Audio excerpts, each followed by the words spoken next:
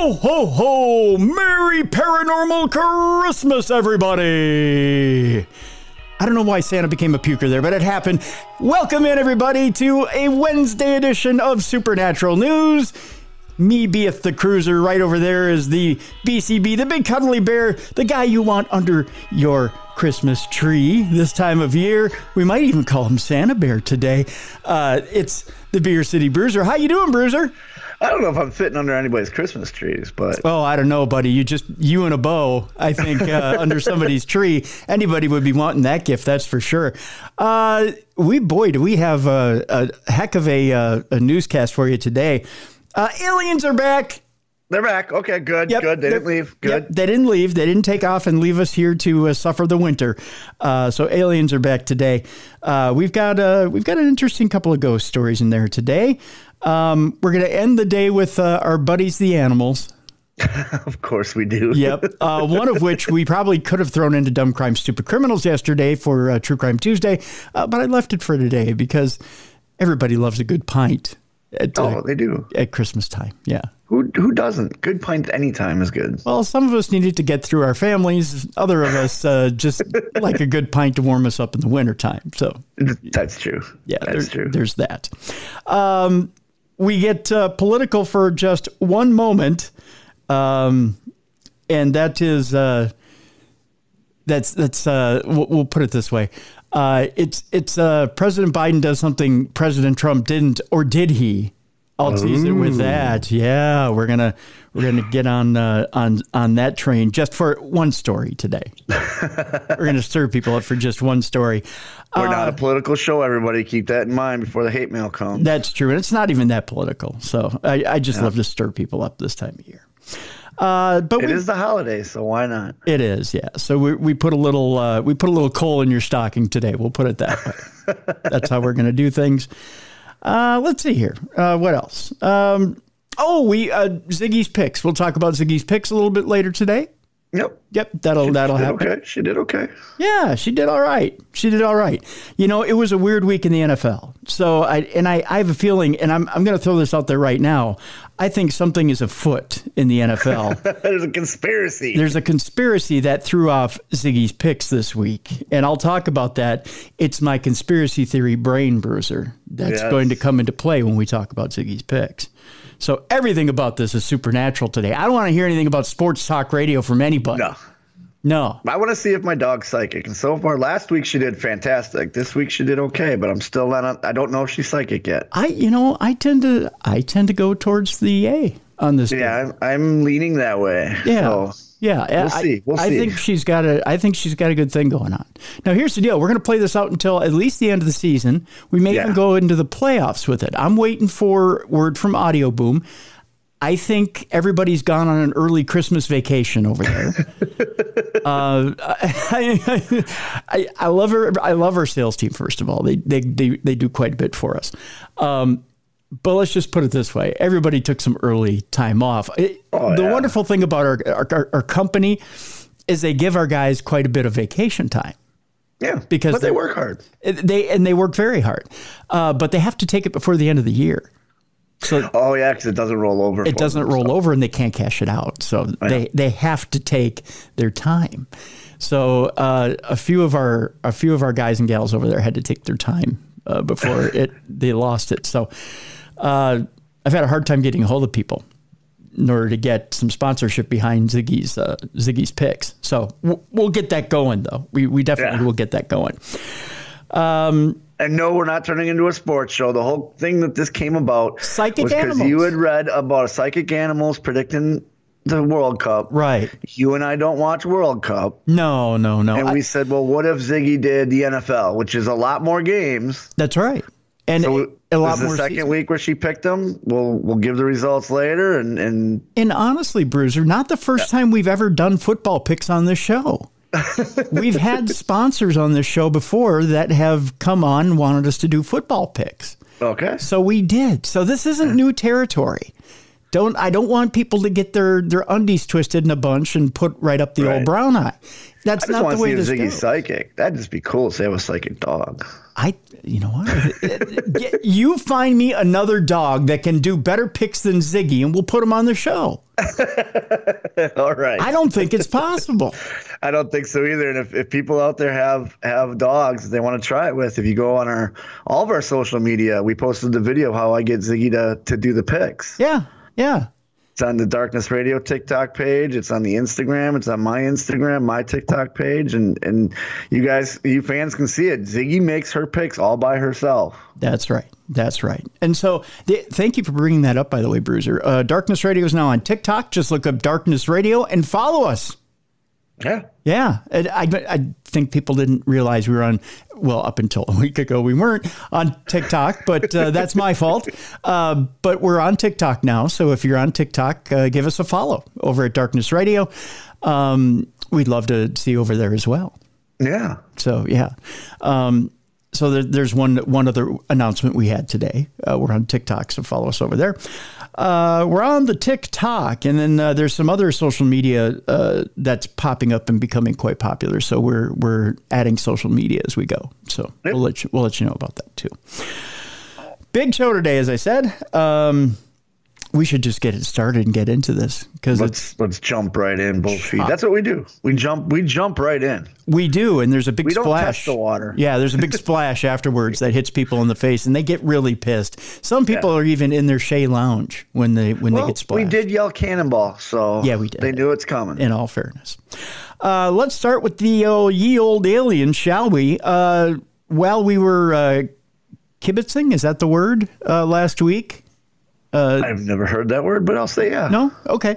The U.S., under the Secretary of Defense, gave a UFO and aliens update. It turns out, Bruiser, that if you've been wondering what the U.S. Department of Defense's All-Domain Anomaly Resolution Office, if you even knew it was out there. That's my first time hearing of this. Yeah. Okay. What they've been doing since it opened up for business in July of 2022. Well, welcome to the club. We've all been... When's the grand opening party so we know you're there? Right. No one had the housewarming party. Nobody let me know. I would have brought the gift from Darkness Radio. I probably would have been an autographed 8x10. Probably. Yeah. The aliens are like, hello, we need to know we are government organizations. Yeah, we need to know who to stop by and say hi to. We'll send an 8x10. What's funny is the article I'm looking at looks like they're just coming from the housewarming party. They're getting on board a little ramp and they're waving. So it looks like they had a good time at the party. Our invite got lost in the mail. Apparently. Yeah, I don't know.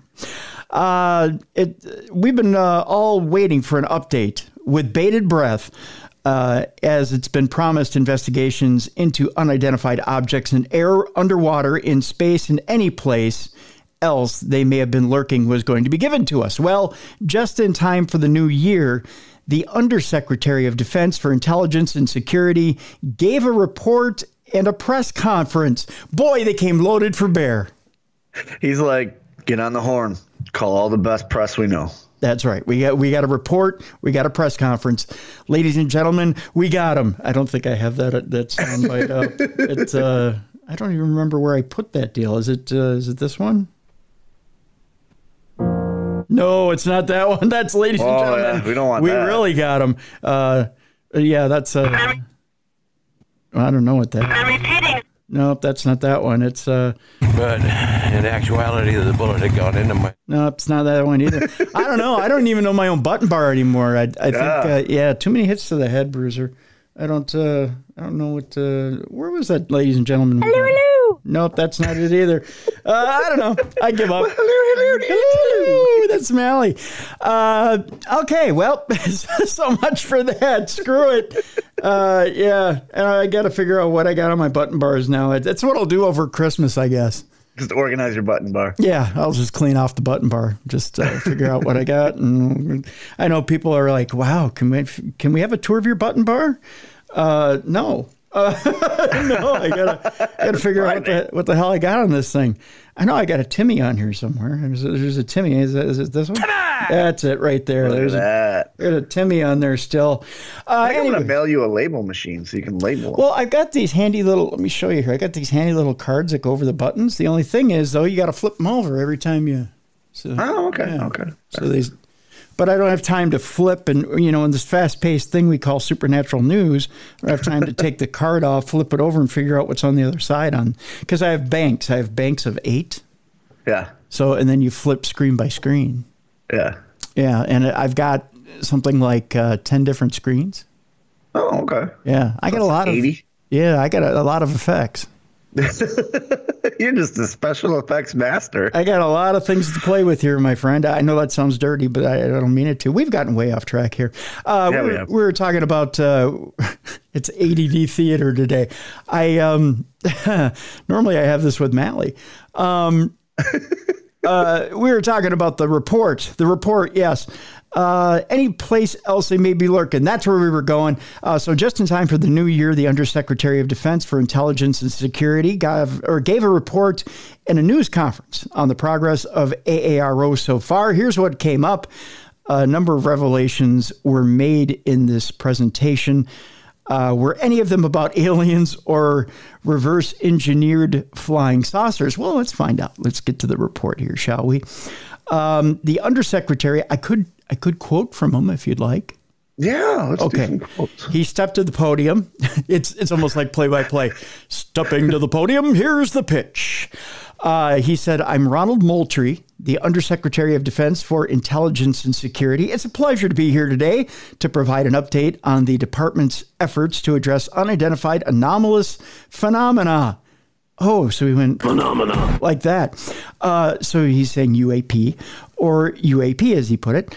In May of this year, I appeared before Congress for the first open hearing on UAP in 50 years. In my testimony, I underscored that the Department of Defense takes UAP reports seriously. You may have caught that I just said unidentified anomalous phenomena, whereas in the past, the department has used the term unidentified aerial phenomena. This new terminology expands the scope of UAP to include submerged and transmedium objects. Ooh, they're expanding. Yeah. So he's not giving us a report on what they found. He's just giving us a report on how they change an acronym. Yeah, exactly. Yeah. Well, we're growing. We're growing. Yeah. We are. They're letting us know what new acronyms. Yep. We're not showing we're growing. That's what they're saying. Unidentified phenomena in all domains, whether in the air, ground, sea, or space, pose potential threats to personnel security and operation security, and they require our urgent attention, unquote. So right off the bat, Undersecretary Ronald Moultrie revealed that the Pentagon has officially expanded the scope of the AARO and created yet another replacement for unidentified flying objects, or UFOs, when we were just getting used to writing unidentified aerial phenomena. Yep. Unidentified anomalous objects. So there you go. That name now covers the transmedium Tic Tac UAPs reported by the U.S. Navy pilots off the coast of California. And in other instances, Moultrie brought along Dr. Sean Kirkpatrick, the director of the All-Domain Anomaly Resolution Office, or ADARO. Do these guys just sit around and think of acronyms? Yeah. Like, they're not telling us anything. No. They're literally just like, well, we changed it from UAP to, well, it's UAP. It's just not it's a UAO aerial anymore. Yeah, it's a UAO. I don't know. I'm getting so lost with the alien stuff now. I really am. It's got like it's a whole pronoun thing. Like, why are we giving aliens pronouns? Well, that's true. Yeah. So to give details on what has been found so far, here's what Dr. Sean Kirkpatrick had to say. He said, quote, our team knows that the public interest in UAP is high. We are developing a plan to provide regular updates and progress reporting to the public on our work. While we're committed to declassifying and sharing information related to UAP to the greatest extent possible, we must, of course, balance the desire for transparency with the need to protect classified information, sources, and methods with the interest of national security. In other words, you get what you get when you get what you get. Quit your complaining. Yep. Yeah. So that was that. Basically, we've come up with this new acronym. Be happy. Yeah. Here's your revelation for today's press conference. Moultrie came back and answered a question. A questioner asked about the name change. Has the AARO uncovered any new cross-domain objects going from water to air to space? Moultrie answered with this, quote, "We have not, to the best of our knowledge or my knowledge, had any incredible reporting that we've been able to analyze of transmedium activity or transmedium objects. We are still going through the data, and so I would say that it's early on in the process, so I don't want to be definitive to say that there's nothing that is there." So in other words, non-committal. Yeah. Yeah, don't commit to anything. Nope. No. There might be. There might not be. We don't know yet. But you can't say they don't know. True. True. Way to be non-committal there, Bruiser. I appreciate that. Yep. Yep.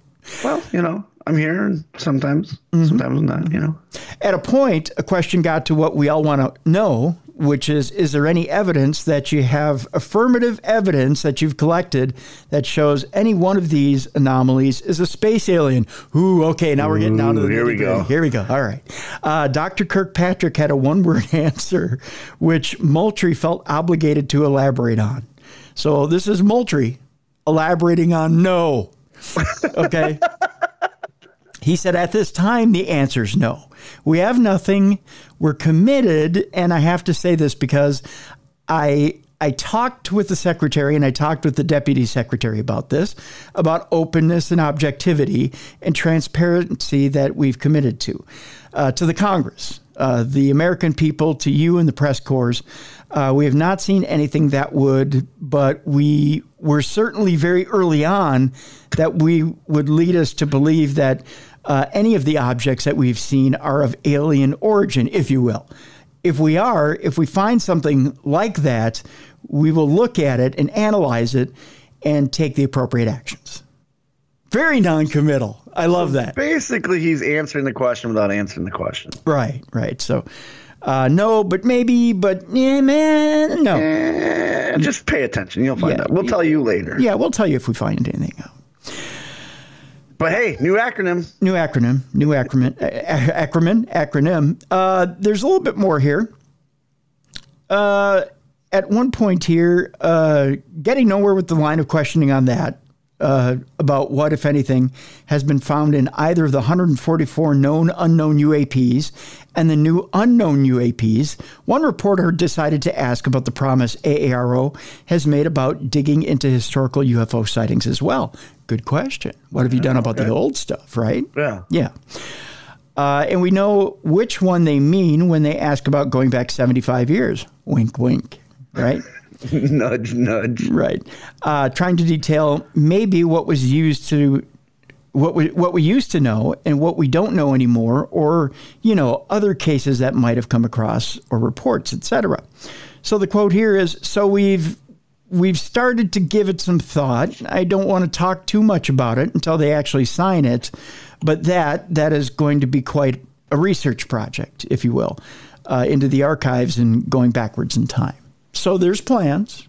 Yeah. We just can't talk about it. Like our new acronyms? Yeah, like the new acronyms, right. Kirkpatrick kind of dodged again, saying the department must wait until President Biden signs the new NDAA, the National Defense Authorization Act, and approves the $847 billion budget. Jeez. How'd you like to get a piece of that? Oh, yeah. Yeah. How do I get on this committee? I can come up with acronyms left and right. Right. And take $1 billion with you while you do it. Oh, yeah. Who's going to miss $1 billion out of $847 billion? Yeah. The reporters tried one more time. He said, but does the Defense Department have any evidence from previous incidents, including crash craft or living or deceased beings from another planet or dimension, that indicate that the the Earth has been visited by another form of life? Here in part was Moultrie's response to that. He said, so I'm gonna, okay, this is kind of a confusing line. He says, so I'm gonna to discount meteorites and things like that might have microbes on it and those types of things, and just talk about things that might be intelligent life that may have crash landed on our planet, or that may have somehow visited our planet in terms of holdings that I have seen and holdings that we have gone through. And we're being very thorough about this. And we're going to go back and try and understand all the compartmented programs that this department has had, understand all the relationships that we have, or that we have had with any other organizations and all the predecessor organizations that we were established before we were officially a Department of Defense. This makes no sense whatsoever. He's backpedaling a lot. He's using a lot of big words to say nothing, trying to confuse you. He goes on to say, we've looked at all of that. I have not seen anything in those holdings to date that would suggest that there has been an alien visitation, an alien crash, or anything like that. So he backpedals a lot to say, no, we don't know of a live alien that is in our custody. Right. Okay. Kirkpatrick agrees when Moultrie answered a follow-up question about what he meant by holdings. Kirkpatrick said, holdings? Holdings? Thank you, Shaggy. Holdings? Oh, God. Scoob, holdings.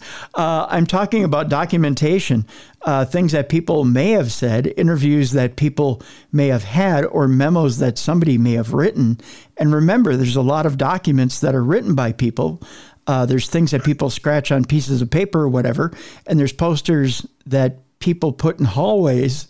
Sometimes this is an alien room, or this is the alien room. So you have to go through all of those, and you have to see, okay, what's behind that door? It's great work, he says. Can you imagine going to dinner with this guy? Hello, sir. Would you like the chicken or the fish? Well, a chicken comes from an egg on a farm, and the fish is in the sea floating. It's really a conundrum because either way I'm eating meat. So let's think about the type of meat I'm eating. Do I want the fish or the fowl? Now, the fish comes from the sea, and the sea is a salty, it would go on and on and on. There's many fish and many chickens that we have to look into. I don't know what specific one you are feeding me. Right. What breed of chicken am I looking at here? Do I have a choice of breed? And with the fish, is it a particular type of fish? Are we talking cod? Are we talking walleye? Are we talking sea bass? I'd like a sea bass. This guy's single, too. Oh, yeah. The first time he gets into a fight with his girlfriend with that type of argument, she's gone. She's out the door, brother. That's all there is to it. He was meant for government work. He was. He'll pick you apart in a minute. Yes, he said, and there's posters that people put in the hallway. Sometimes it's this is the alien room. Is he implying that Agent Fox Mulder was based on a real person with a poster on his wall, and that there are really X-Files that he can't talk about? Wink, wink. Maybe. Who knows? So that was basically how that press conference went down. As you can see, it was quite productive. A waste of time. Yeah, essentially. It goes on a little bit further where the Pentagon's UFO investigation, it says here, well, you know what? This might be the same story twice. Senior Pentagon officials relayed to reporters on Friday in briefing. You know what? This is the same story. I pulled the same story twice. I pulled a boner. Oh. Yeah. Well, so we can move on. Related to that, we're talking President Biden and things that President Biden has to do to get things moving in the government. Yeah, he has to give him an $846 billion budget. 47. Don't you underinflate that $1 billion budget there, Bruiser. Sorry. One of the things that when President Trump was in power, he promised was that he would release every single document relating to the JFK assassination. I remember that. Everything. That's supposed to be coming up. Right. It was supposed to have happened already. Right. Every single document that was available to be unredacted was going to be unredacted, and we would know the truth behind everything the government had behind the JFK assassination. But it's not come out yet. No. In fact, everything that was redacted stayed redacted, but there was never an official explanation as to why. Okay. Other than national security, right? Right. Which is 50 years old now, right? 60 years old now. 63 from 22. That would be almost 60 years, 59 years. Well, now President Biden has released most JFK assassination records, but is still withholding thousands. So has he really done anything that President Trump didn't do? No. Exactly. Yeah, he's keeping it. He doesn't want to be the president that releases that there was something against that president. Well, there's still the national security tag there, and it may not have anything to do with anything other than how the CIA was operating outside of America at the time. Yeah. Not CIA, the FBI. I'm sorry. CIA operates outside of America. FBI does not. Right. And there may have been some dealings outside of Cuba or outside of the U.S. with Cuba that the FBI was doing illegally. And, because I believe it was Hoover still in office at the time? Or I think he was. Yeah, I want to say he was. Yeah, so there's some things that might have been done illegally by the FBI at the time that had to do with different players in the assassination conspiracy that they don't want to reveal because the government would have been operating illegally. What would be the ramifications of that? There might be still people alive from that era. Oh, that can get arrested. That could be arrested. Tried and whatnot. Gotcha. Yep. Gotcha. So you have to wait until everybody's dead. Yeah. Yeah. I mean, that's why they're waiting so long to do it. Right. It says all the documents should be made public under a 1992 law, but the administration is declining to follow its letter for the second year in a row. Here's the deal. President Joe Biden's administration released more than 13,000 records of President John F. Kennedy's assassination this past week, but it fell short of fully complying with the spirit of a 30-year-old law demanding transparency by now. With Thursday's action, about 98% of all documents related to the 1963 killing have now been released, and just 3% of the records remain redacted, in whole or in part, according to the National Archives, which controls the John F. Kennedy assassination records collection. By the way, if you've ever gotten that from Time Life, it's amazing. The plates are pretty cool. They are, yeah. I love the covers. The covers are amazing, too. I'm just kidding. The records indicate, or rather include more information on accused gunman Lee Harvey Oswald and his time spent in Mexico City.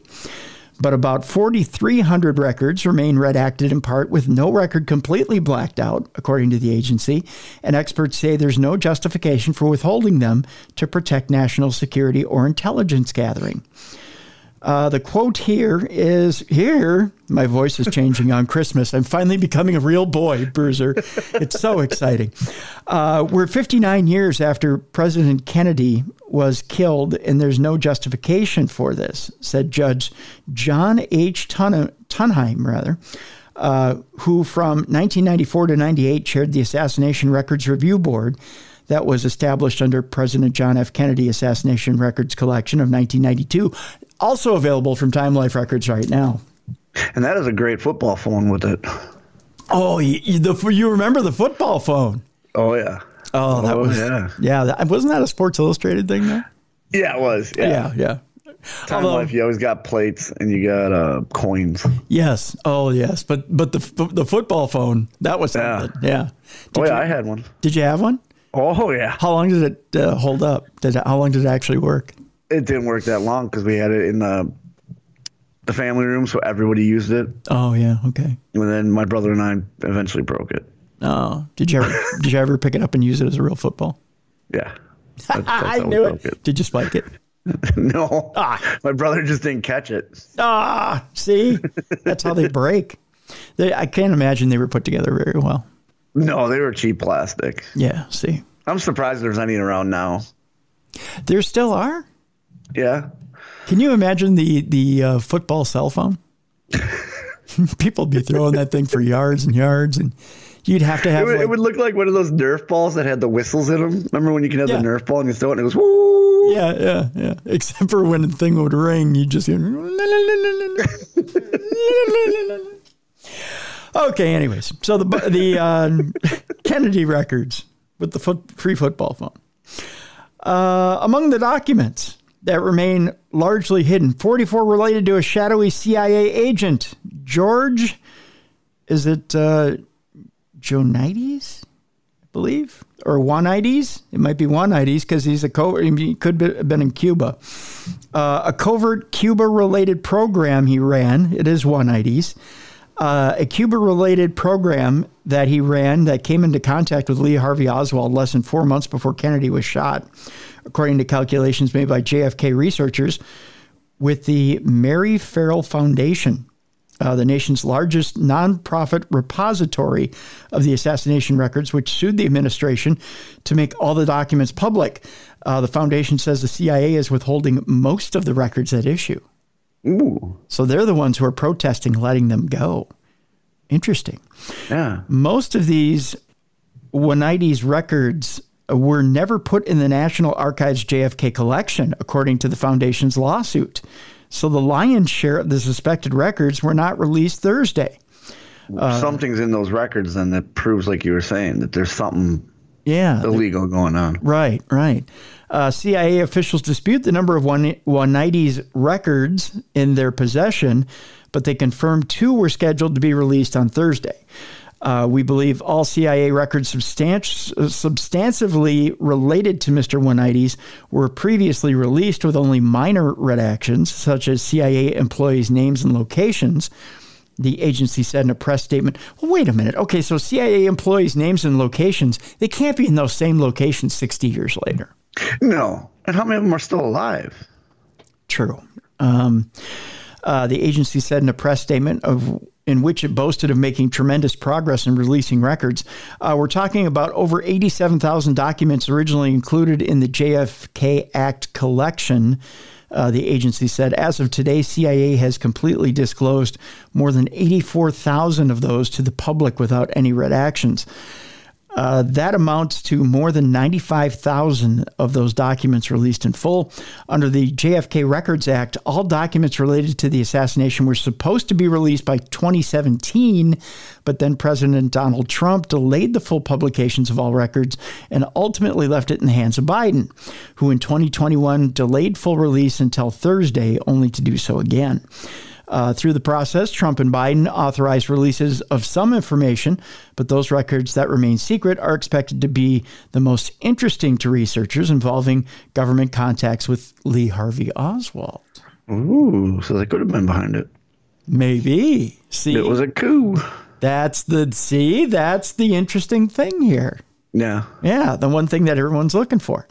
In a memorandum explaining the release of records and the withholding of others, Biden noted that the Records Act permits the continued postponement of disclosure of information only when postponement remains necessary to protect against an identifiable harm to the military, defense, intelligence operations, law enforcement, or the conduct of foreign relations that is of such gravity that it outweighs the public interest in disclosure.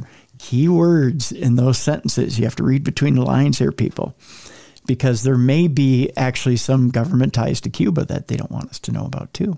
You know they were working with Cuba. Yep. Or, working with Cuba behind the assassination. Yeah. Yeah. So, that's how we kept peace with them. That's right. Bay of Pigs. Yep. So I'm just saying that assassination probably didn't happen for a reason that most people think. No. Yeah. It wasn't because Lee Harvey Oswald was upset with the president. That's right. Or whatever they say. Nope. That's right.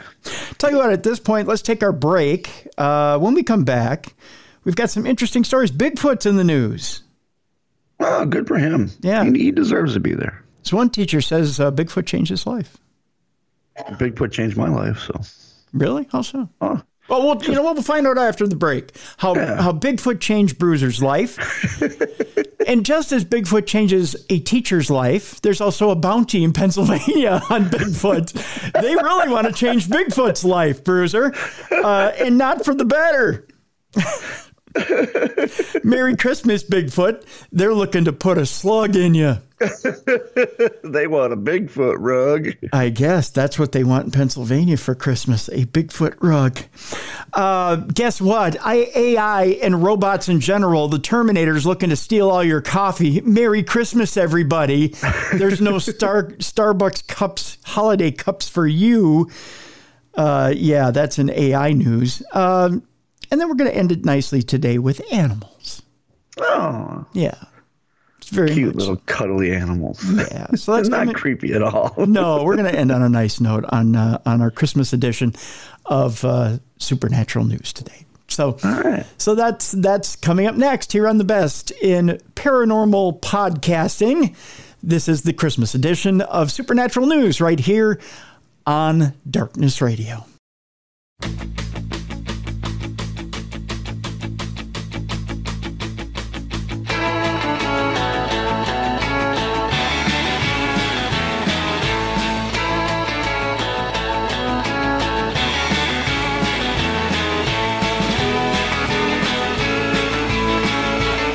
Welcome back to the best in paranormal podcasting. This is Darkness Radio. It's a Christmas edition.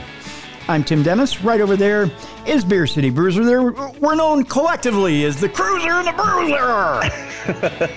doing that Christmas shift, Bruiser. We got thrown in here straight out from under the tree right here into the studio.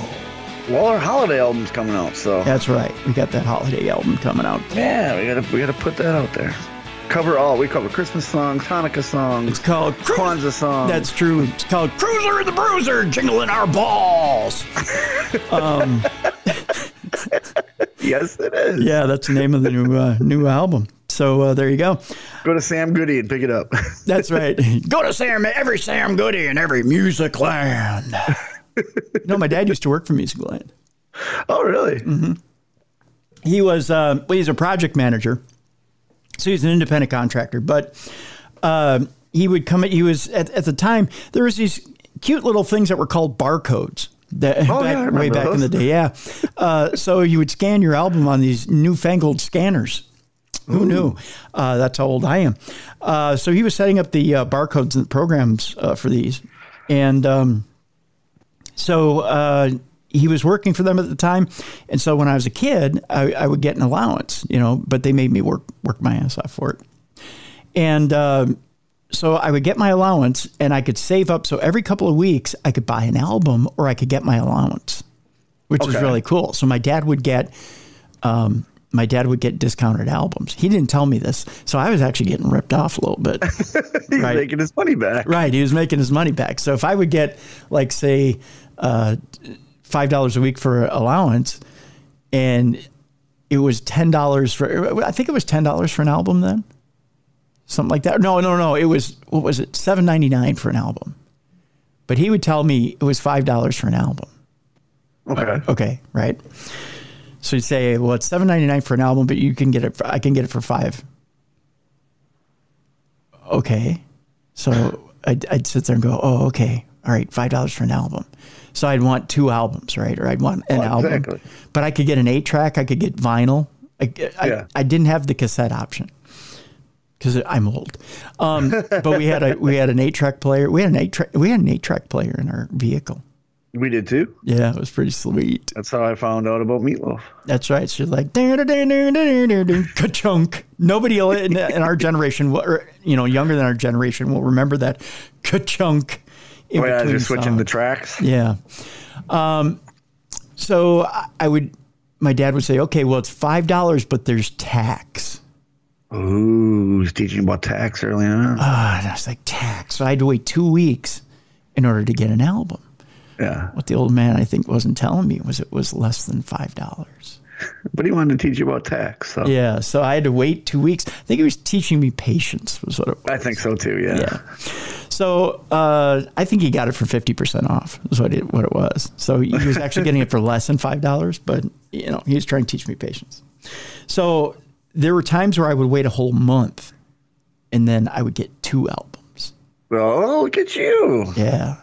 So my first album I ever got was Rolling Stones' Tattoo You. Okay. Because there was a song on there, Little TNA, sung by Keith Richards. But at the end, he said tits and ass, which I thought was the greatest thing ever. Right? So, and then after that, I bought the Flash Gordon soundtrack, and I bought Kiss Alive. I even bought the Thank God It's Friday soundtrack on 8-track, which is a disco. Really? Yeah, I thought that was kind of cool. Where was I going with this? Musicland, yes. So we were talking Christmas album, Sam Goody, Musicland.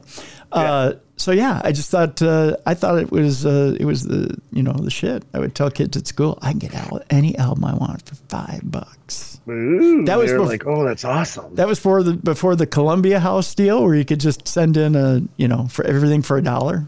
Yeah. Yeah, or the good old Columbia House. Yeah, it was a penny. Yeah, it was a penny. 10 albums or whatever. Yeah, for 10 albums, and then nobody would pay their bill. Oh yeah. Then they raised it for $1. Yeah, I used to have 6 or 7 different personalities for that. I never got that clever. How many albums did you end up getting that way? Oh, I filled up because I was CDs. So you remember those booklets you could get that you keep in your car? Yep. I had 4 or 5 of those full. Wow. Of CDs, yeah. I love music. Especially when I could drive, and it was like, yeah, like I can put whatever I want in now. I don't have to argue with anybody. Yep. I was cassettes, so I got cassettes out of that deal. I had cassettes as a kid, but by the time that I actually was collecting, it was CDs. You notice there's no Columbia House downloads now? No, there's not. I think they went out of business. I think they're done. I think so too. I think because we all robbed them blind. That's right. Oh, poor Columbia House. We knew ye well. So yeah, I was going to say, look for us on Columbia House. Criminal Bruiser on Columbia House. We're the album of the month where no matter what you get it. Remember those? Yeah. No matter what you get. Like I remember getting a Hootie and the Blowfish album. I'm like, what is Hootie and the Blowfish? Yeah. What are you giving me this for? Yeah, you're always going to get the Cruise and the Bruiser Christmas album. Yep, we're the album of the month. That's right. You're going to get it, no matter whether you want it or not. It's going to be that horrible album. You're like, I didn't want this. I didn't even order this. I checked off no. And then you argue with them. You send it back. Yeah, that's the album you're going to get. We're going to be so huge in Goodwill. It's true. Yeah, we're going to be in the Goodwill bargain bin. I found one of my shirts in Goodwill. Did you? Which one? Yeah, I found a Ring of Honor shirt that Ring of Honor released of mine was in Goodwill. $5. I was excited. Nice. That is a pretty good price. Yeah. I almost bought it. Oh, you didn't buy it? No, I didn't buy it. What size was it? No, I didn't buy it. It was a large. Was it? Yeah. Wow. Well, there's some kid in North Carolina that'll be strutting around in a Beer City Bruiser shirt. There's a bunch out here. I sell a lot of T-shirts. It was cool seeing my T-shirt in Goodwill. Nice. Someone's like, hey, we have to help the needy. Let's give them a Bruiser shirt. Let's give them a Bruiser shirt. We got to help somebody somewhere out with a Bruiser shirt.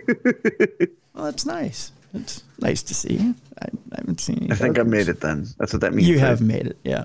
Yeah. It was next to a Motley Crue shirt, so I was pretty happy with that. Yeah. Hey, that's the old Dr. Feelgood logo. That's the album cover. Remember that shirt? Yeah. Right next to that. That's good. That's what drew my attention to it. I'm like, oh, Dr. Feelgood, awesome. Dr. Feelgood. Wait a minute, that's my shirt. Exactly. That's what it was. You sons of bitch. Wait a minute, that's good company. Hey. Yeah. Huh. Interesting. Oh, there you go. I don't have a shirt in the Goodwill. There's no Timmy D shirts anywhere. I've never had a Timmy D t-shirt. Well, there's lots of Bruiser shirts at prowrestlingtees.com/Beer City Bruiser. That's right. Go support Bruiser over the holidays. Go to prowrestlingtees.com, Beer City Bruiser. Yeah, our kid-friendly root beer shirt will be up soon. That's true. Oh yeah, that's true. That's true. Yeah. So. Oh, by the way, I want to throw out one shout out to a brother of ours who sent me a Christmas card. Okay. I was having a bad day yesterday with pain and all this other stuff. And by the way, I want to thank Microdose Gummies for getting me through yesterday. Yeah, I got a Christmas card from our brother, Blue Meanie. Oh, nice. Yeah. And it was the cutest Christmas card ever. It was him and Mrs. Meanie having a bit of an outdoor repast. It was Meanie Claus. Have you seen the Meanie Claus outfit? I've seen the Meanie Claus, yep. With the blue Santa hat and the blue Santa outfit. It was just the cutest card ever. And so just want to say, Meanie, Mrs. Meanie, love you guys. Thank you so much for the beautiful Christmas card. So yes. Yeah. Meanie's a great guy. He is. So miss him here on the show. We'll have him back here sometime soon. Yeah, he's such a good guy. Yeah, we'll have him on. Maybe we'll throw him on with the three of us here on Supernatural News sometime. So just to have some fun. Yeah. But wanted to shout them out and wish them a Merry Christmas and say thank you. Bigfoot, how did Bigfoot change your life? Just being there. I thought it was so cool. Like, there's this creature out there. Nobody knows what it is, and it's elusive. And it was the first cryptid I ever really... Well, no, Beast of Bray Road was the first cryptid I actually heard about. But then Bigfoot was slightly right after that. Have you ever been to Kettle Moraine? Oh, yeah. Yeah? Yeah. I lived 5 minutes from there. Really? Yeah, I've been to Bray Road a lot. Well, what are your impressions of it? Because, we had, when Linda Godfrey passed, we did the tribute show to Linda and talked to Jay Bachowicz. And I've watched both of Jay's movies and seen some of the activity, which is bizarre. I mean, just bizarre. What were your impressions of Kettle Moraine? I've always liked You know, I've gone up and down Bray Road a lot. It's just your normal farm road, you know. And where all the activity happens, people got to remember, that's privately owned farms. You can't just go on there, you know. It's all the farmers that have reported the experiences. That's what's so cool about it. You know, it's a good stretch of land. But if you're planning on going there and experiencing stuff, it's not like that. Because you can't just stop and sit on the side of the road because you will be trespassing. Oh, okay. You know, a couple of farmers are okay with it, where they let you, if you just pull over. Because I've had a couple times where we pulled over and just sat and see what we could see. And if, you know, in about 10 minutes you got to leave. Like, okay, cool. Like you know what I mean? Because they know it's. Yeah, that you're looking for Bigfoot. Yeah. Yeah. Or you're looking for the beast. For the beast, yeah. So. It's interesting because I've gone there during the time she said, because remember she said there's certain times they're active and aren't active. Right. I've done all that. I've gone at night. I've gone in the day. I've gone real early in the morning. I've had no experiences there. Really? Yeah. Interesting. Yeah. Which maybe it's just the one that avoids me, you know. That happens. It could be. You know, I'm of a mind that sometimes you're just not meant to have the experience with a particular creature. Right. You know, it's just not meant to be. Yeah. You know, I don't think, even though it's one of the phenomena I'd really like to see, both Bigfoot and an actual honest to God alien. I don't think I'm meant to see either one. Yeah. I would love to see Bigfoot. I've been in the woods. I mean, you know, as a kid, I lived in the sticks. Yeah. So, you know, I would have loved to have seen a Bigfoot, but I never have. Well, now I'm here in North Carolina. We travel through the mountains all the time. And, you know, you pull over and just sit and look. Because every restaurant, gas station, whatever, in the mountains have Bigfoot memorabilia. You know, like he's prominent out there. They have a Bigfoot headquarters. I think it's in Gatlinburg. You know, that you can go to and stuff. So we'll pull over and we'll look and just see what you can see. You know, as long as you're safely off the road. But I'd love to do when I get my hip fixed, I'd love to do a hike through those and just do a camping and see if I can experience anything with Bigfoot. Oh yeah, because he'd be my number one. Beast of Bray will be my number one, but I've come to terms with nothing's going to happen as much as I've been out there. Yeah, you know, Bigfoot, I think he could be my guy. You know what? Now that we've made contact with Lee's one of I mean, he's the farmer where all the activity happens on his farm. Yeah, he got the trail cam footage and stuff, right? Yeah. Yeah, so maybe we could hook something up where you could go out there. Yeah. I'd put it this way. I'm one of those guys who there's no way I'd be able to run from anything with a Charcot foot. So I'm not, you know, I'm probably the last guy. I'm the guy who'd be the appetizer. So, or maybe the main course. I don't know. I don't think I'd run. I always run through that in my head. If I saw the Beast of Bray Road, would I run or would I want to stop and try and say, no, this is a canine from someone's farm, or this is a wolf that came in from, you know, the state park that's over there. You know what I mean? Like, yeah. And I'd probably get eaten that way. Yeah, exactly. Yeah, you'd be attacked and eaten that way. But that's the thing, you know. It's a. Do you want to survive or do you actually want to go out swinging? Exactly. You know, and would it give you a chance to do that? You know? Do you think it would happen where, like, you know, that M&M's commercial when Santa Claus finally comes down and the M&M's go, he's real, and they faint, and then he goes, hey, they're real, and he faints. That's what's going to happen with, like, the Beast of Bray Road or Bigfoot or something. You never know. That's the thing. You never know. I mean, you always hear that, you know, especially from some of our friends that are in the field, they'll tell you, well, it's kind of you get what you expect. You know, if you walk in peacefully and you walk in looking for a peaceful experience, you're going to get a peaceful experience. Yeah. You know, if you walk in, it seems like if you walk in with a gun, you're loaded for bear, you're going to get violence in return. Yeah. But when you're going out, especially out here, if you're going out in the woods like that, you want to have a gun to protect from, because there are grizzly bears. There are bears. Oh yeah. Yeah. You know what I mean? You just can't go out there with the intention like, hey, I'm going to shoot the first furry thing I see. You know what I mean? Right. The gun got to be there. And I think the Sasquatch has to read that the gun's only there for safety. You know what I mean? True. And maybe it is that you go out there with I know people are going to think this is a little woo-woo, but you go out there with a pure heart and know that you're out there to observe nature and to see what it is you can see. The firearm, I guess, doesn't matter. It doesn't matter that it's on your side, like you mentioned, like you said. Yeah. But it's hard to...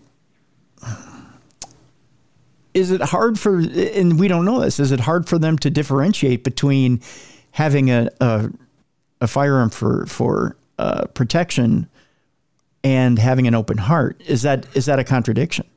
I think it's the way we act. So, like, if you see... Because they might see you from afar. And the reason that they're walking around and stuff is they're curious. Mm-hmm. When you find them, how do you react? Is your first instinct pull the gun and point? Or is your first instinct kind of put that hand out? You know, your hand's on the gun, but your hand's out like, whoa. You know what I mean? And you're calmly talking. Mm-hmm.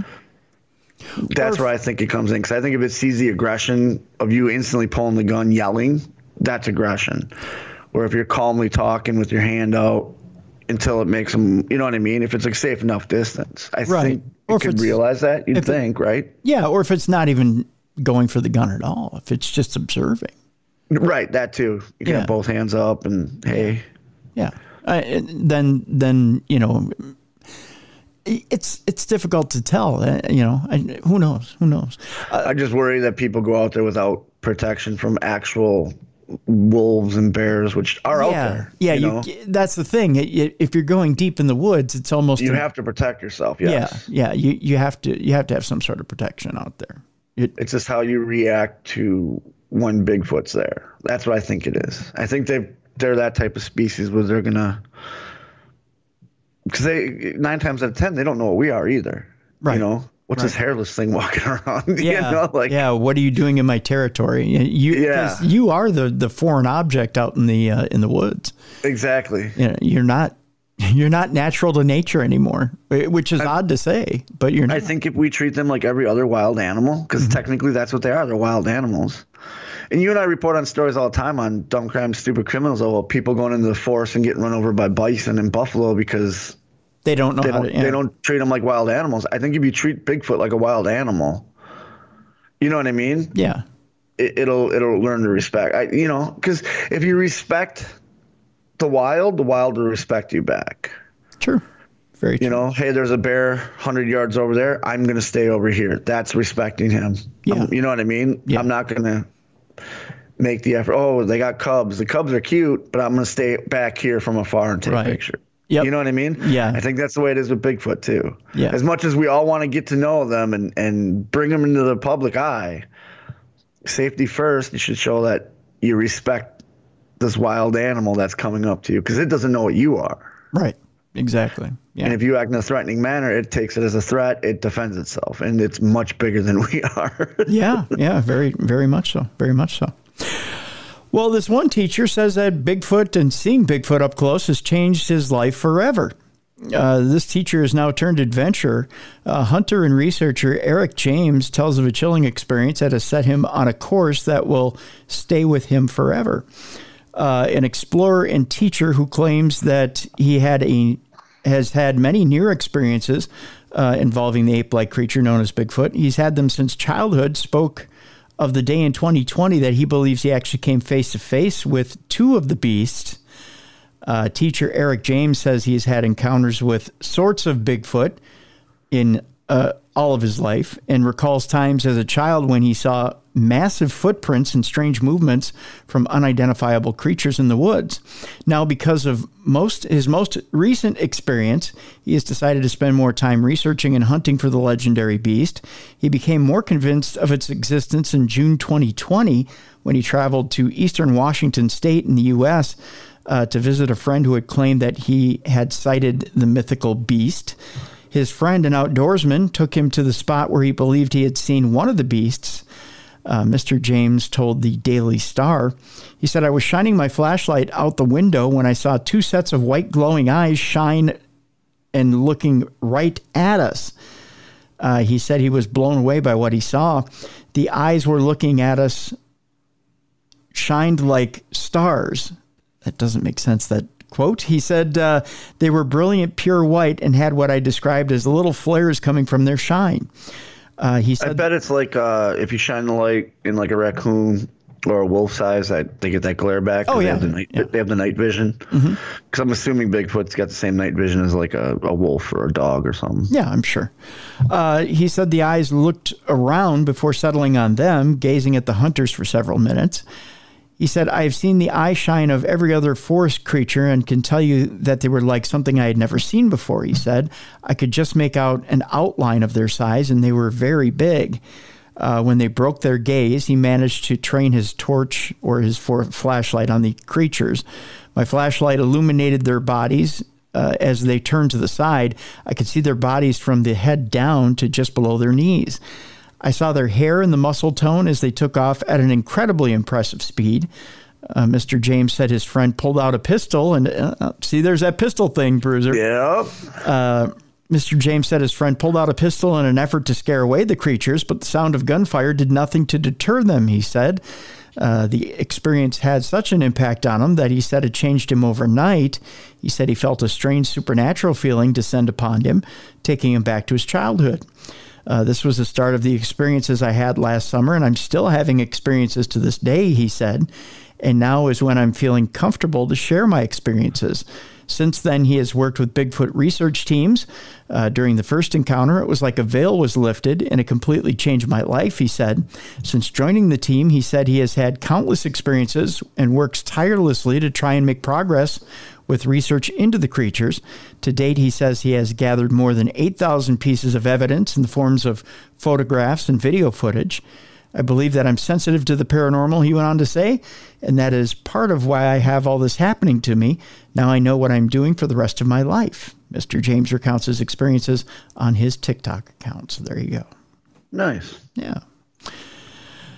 On the flip side of that, Bruiser, we go from Bigfoot changing one man's life to the entire state of Pennsylvania wanting to change Bigfoot's life, as in ending it. This is like was it Oklahoma where he released the license? You can get a Bigfoot license on Bigfoot. Was it Oklahoma that did that? Yeah, it was Oklahoma. Made a bunch of money. My buddy's got one of them. Does he? Yeah, he sent the picture of it to me. He's got a license in Oklahoma to hunt Bigfoot, huh? Yep. He's got his tags, quote unquote. He doesn't hunt. He just got it for a lark. He knew that I'd get a kick out of it. That's funny. It wasn't expensive at all. How much was it? Do you remember? I don't remember. I'll have to ask him. Interesting. I'll send you the picture too that he sent me. It's just the normal. Please do. That's pretty funny. That's pretty funny. So there's a real bounty on Bigfoot in Pennsylvania. How much do you think you can get for snagging a Bigfoot in Pennsylvania? They had that TV show for a while. It was $1 million.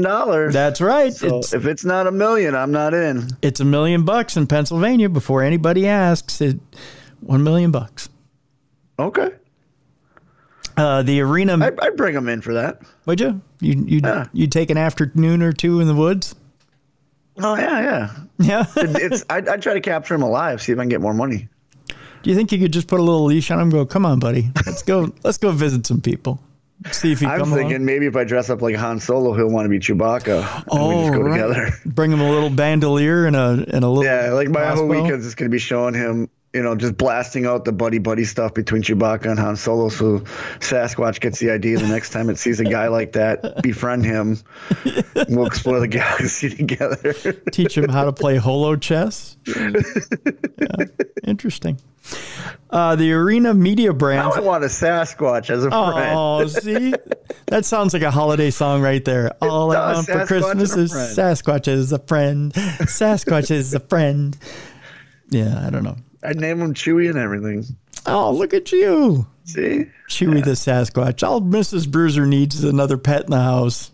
Especially one that's going to get all that long Sasquatch hair all over. Okay, hold on. Was Chewbacca a pet? He's not a pet, so my Sasquatch wouldn't be a pet. Is he really going to go to the fridge and feed himself? I hope so. Is he going to cook? Chewbacca did. Is he going to clean up after himself? You know what? He's an outdoor animal. He's an outdoor animal. I'll invite him in to sit down. We can watch some wrestling together. You know? You think this is really going over with the wife? She just walked in here and shook her head, so. Yes or no? Does she know what we're talking about? She's saying yeah. You ask her. Honey, look at her and say, honey, can I have a Sasquatch for Christmas? Huh? She says, okay, so she's breaking down Chewbacca lore for me. I hate when she does this. Because she had no idea what Star Wars was before she met me. No, and now she's a genius. Chewbacca was a servant. But she thinks she thinks you're asking about Chewbacca. You look No. She knows I'm talking about Sasquatch. Okay. She knows that. But she's breaking down that I can't have a Sasquatch because...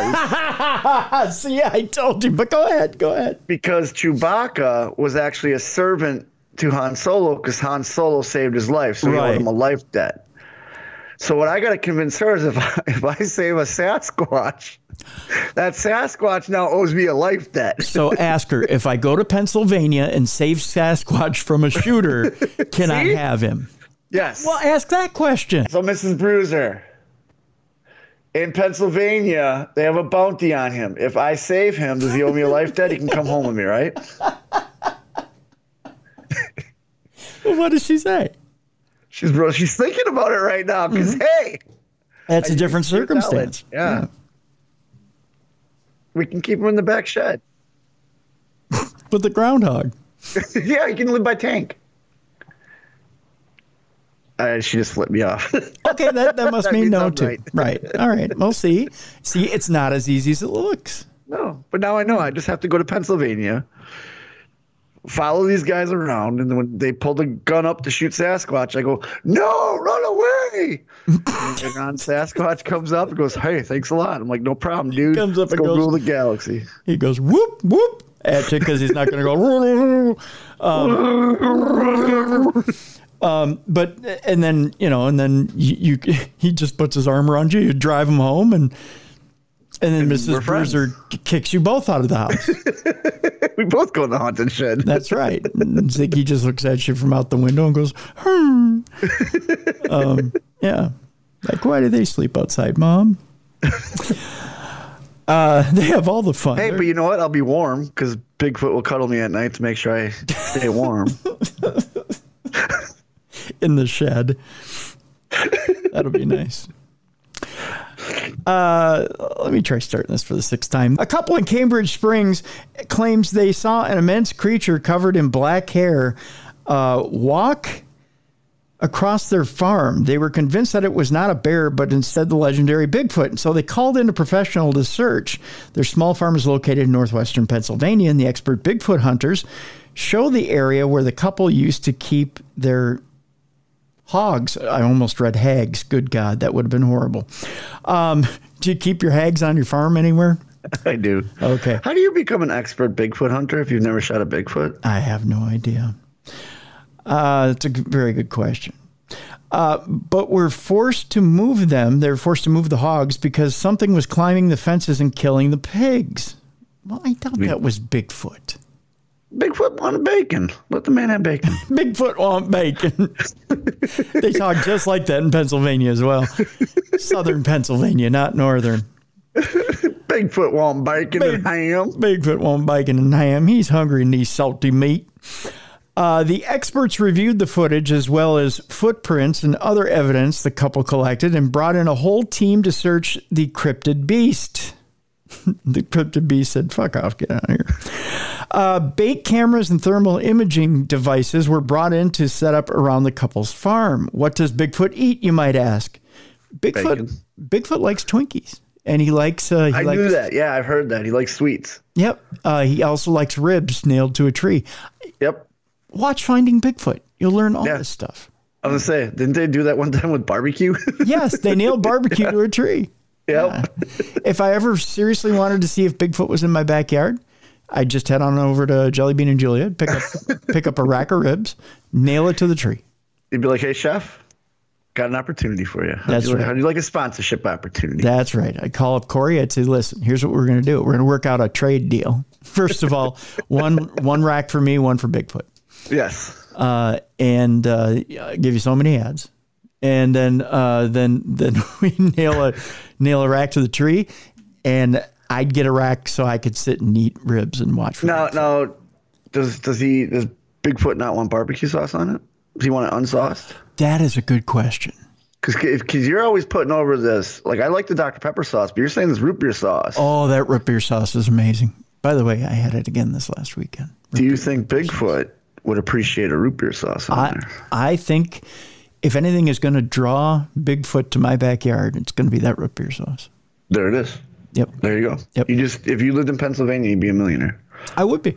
$1 million. But you know what I do? I'd lure him with another rack of ribs, and just parade him around to people while he's gnawing on a bone, and just say, "Here he is. You don't dare shoot him."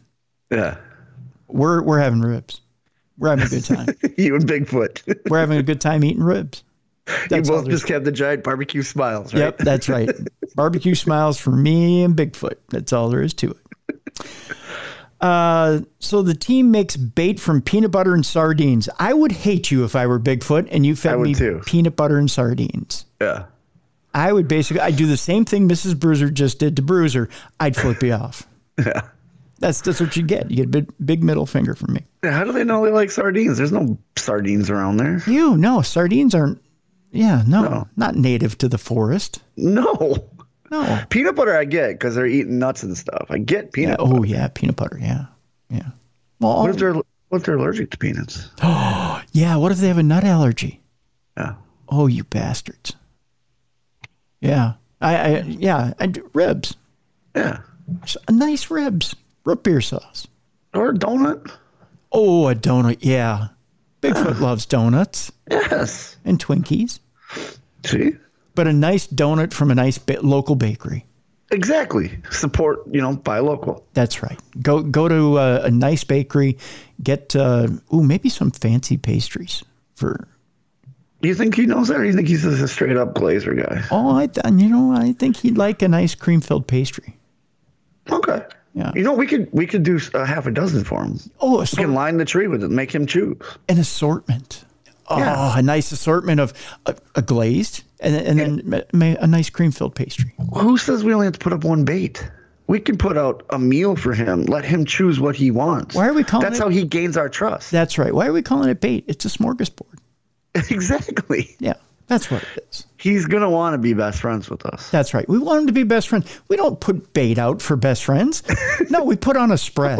That's what we put on a spread. Yes. Let's nail some ribs to a tree. Let's put out some donuts. No greens whatsoever. He looks at green every day. And I'll even pour a little bit of beer for him so he can smell that. He's probably never had it, but it'll change his life. Is it some Yingling? You're gonna throw? Oh, some you know it's Yingling. Oh, you're putting out the good Especially stuff. If we're in Pennsylvania. That's right. Yingling's from Pennsylvania. That's right. Support local businesses. That's right. It's beautiful. See, Bigfoot, we're coming to rescue you, buddy. We got you. We got you. So peanut butter and sardines are what these assholes gave Bigfoot. Sorry for the language, folks, but I'm so it said we're feeling for Bigfoot. Yeah. They're hanging them too high in the trees for anything but a Bigfoot to reach. How do they know? What if it's a baby Bigfoot? Yeah. Then you're just teasing them. Yep. It's unclear why they have decided that this is the snack of choice for a creature sensible enough to have kept hidden this long. I agree with whoever wrote this article. While the team is searching for Bigfoot, they have offered a $1 million reward to anyone with direct information leading to Bigfoot's capture or the delivery of the creature to them. Oh, okay, Darth Vader. Yeah. I'll be your Boba Fett. Bring him to me. I want his head. Bring the Wookiee to me. It's just so terrible. Speaking of just terrible. Nightmare fuel. Somebody sent me, I think it was Rebecca. I got to say thank you to Rebecca. Sent me something by Messenger having to do with AI last night. Said nightmare fuel just before I went to bed. Appreciate that. Goddamn AI. Goddamn rust buckets. Now they want your coffee. Yeah, I heard this article. Doesn't make sense to me. If I pour coffee on my laptop, it's just going to fry out. It's not going to make it run faster. Right. But you know what? Somehow now one of the chemicals in coffee is going to keep Caffeine. them... Yeah. Well, that too. Is going to keep them running forever, Bruiser. It's more like a caffeic acid. It's not necessarily caffeine, but we're splitting hairs here, even though AI doesn't have hairs. So wait a minute, Starbucks is going to be the downfall of humanity? Yep. We knew that. Shut them down. Shut them all down. Study found that coffee can perk up semiconductors just like people, but we're drawing a line in the sand here. Don't touch our coffee, rust buckets. Make your own coffee. That's right. Researchers at the Advanced Industrial Science and Technology Institute, or ICE, just like you like your coffee sometimes, Institute in Japan have discovered that caffeic acid, a compounded coffee, yes, it's caffeine acid, that stuff that burns a hole in your tummy, that stuff, can increase the efficiency of current in an organic superconductor by up to 100 times, marking a significant advancement in semiconductors. The caffeic acid causes the molecules of the organic semiconductor to line up, reducing the resistance to current flow. Yeah. The ICE team, who will take a little bit of cream in that, thank you, sees the discovery as having a huge implication in the organic superconductor market, which has seen a marked increase in demand thanks to their lower environmental impact.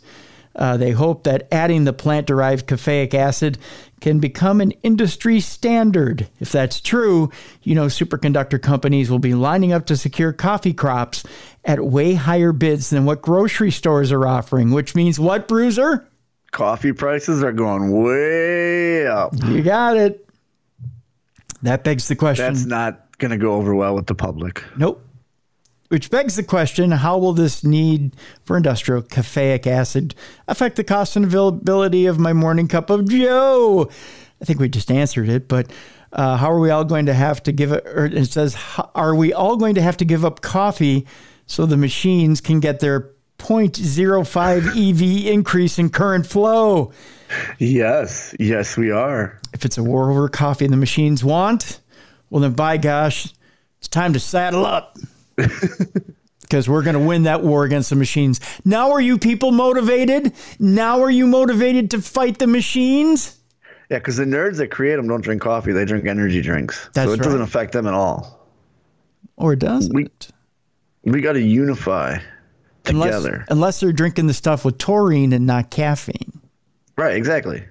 Yeah, that's true. So we gotta unify together. Let's get every single pumpkin spice drinking, latte drinking soccer mom out there on our side. And they're scary. They are. Yeah. Oh yeah. I can't imagine my mother with no coffee. they'll take your juice boxes away right now. Yeah, or my mother-in-law. Both of them without coffee. Oh my God. Yeah, that's terrible. You speak of nightmares we don't speak about on the show. Scarier than any cryptid or ghost. More terrifying than a ass-probing alien. It's mother and mother-in-law without caffeine. They're the generals for this war against the AI. That's right. You got it there, bud. Let's talk about Ghostwriter, a haunted AI-powered typewriter that talks to you. Oh, geez. No.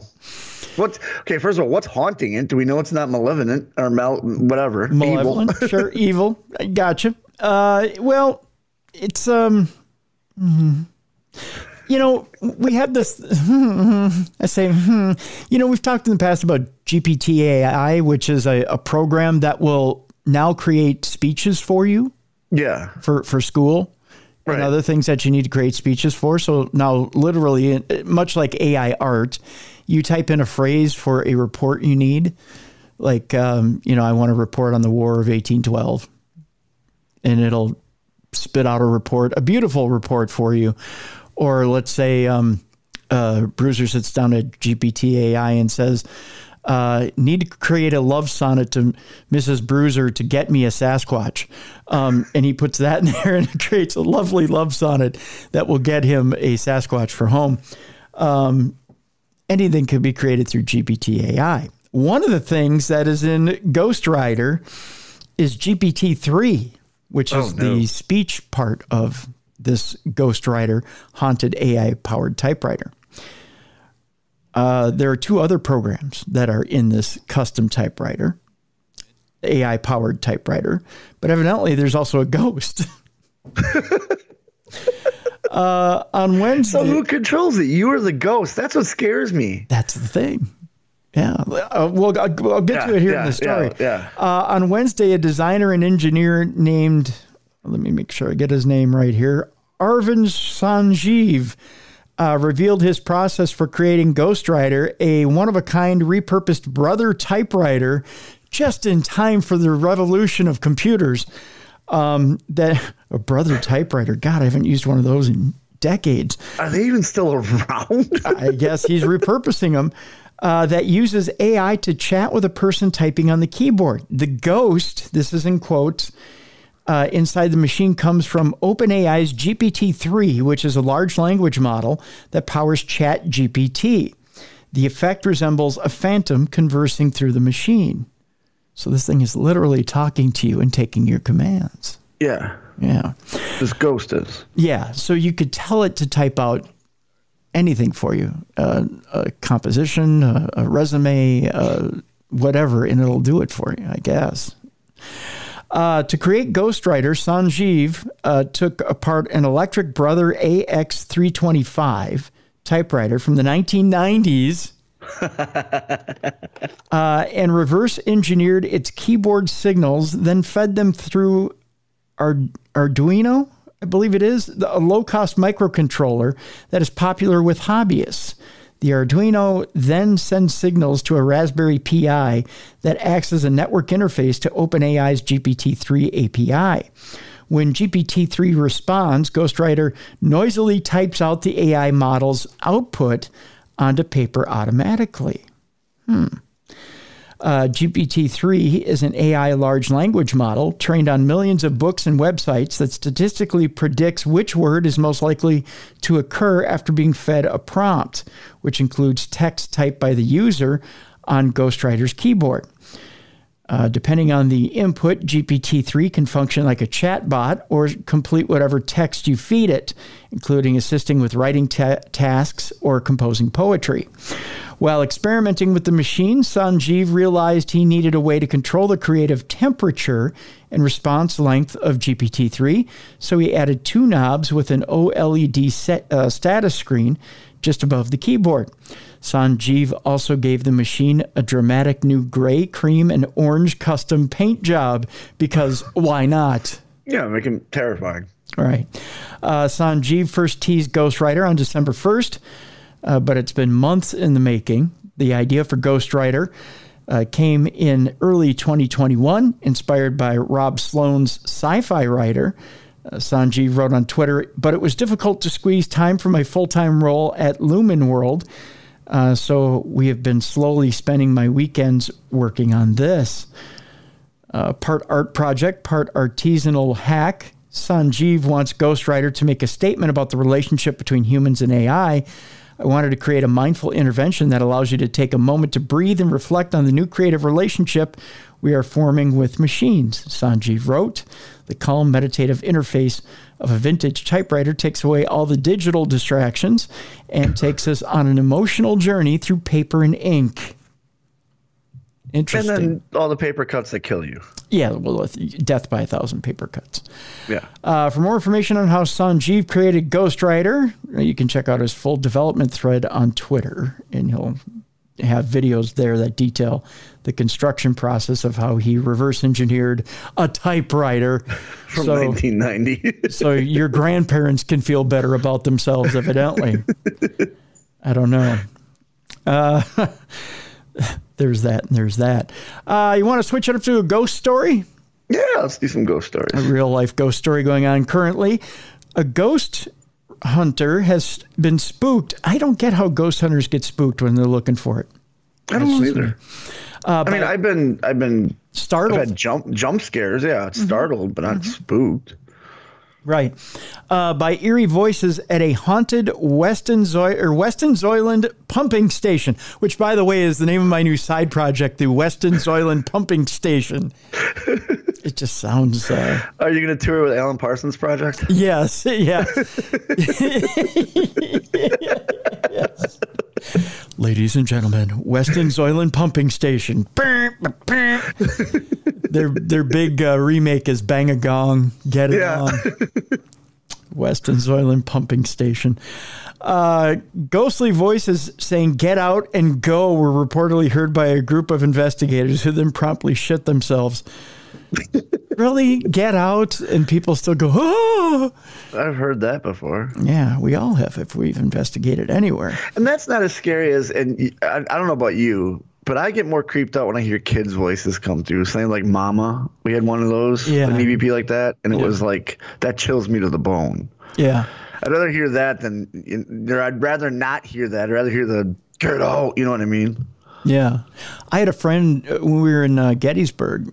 I think I've told this before, where she got an EVP of "kill that fucking Dennis," and it sounded like an honest to God demon. And she played it for me over the phone. I laughed. I thought it was funny. I'm like, well, now that you played it for me 2,000 miles away from me, I think it's pretty funny. If you'd have played it for me in the house at the time you got it, I probably would have shit myself. Yeah. Yeah, but, you know, here in my comfy living room, just laying on the couch, it's pretty funny. Good for him. Yeah. A group of paranormal investigators say they were recently spooked by eerie voices telling them to get out and go. Maybe it was like a fitness thing. Get out and go. Go, let's get physical. Peloton, we can do this. That's right. Keep going on that bike. Feel the burn. At a supposedly haunted Somerset venue. Oh, it's British. It would have been get out and go.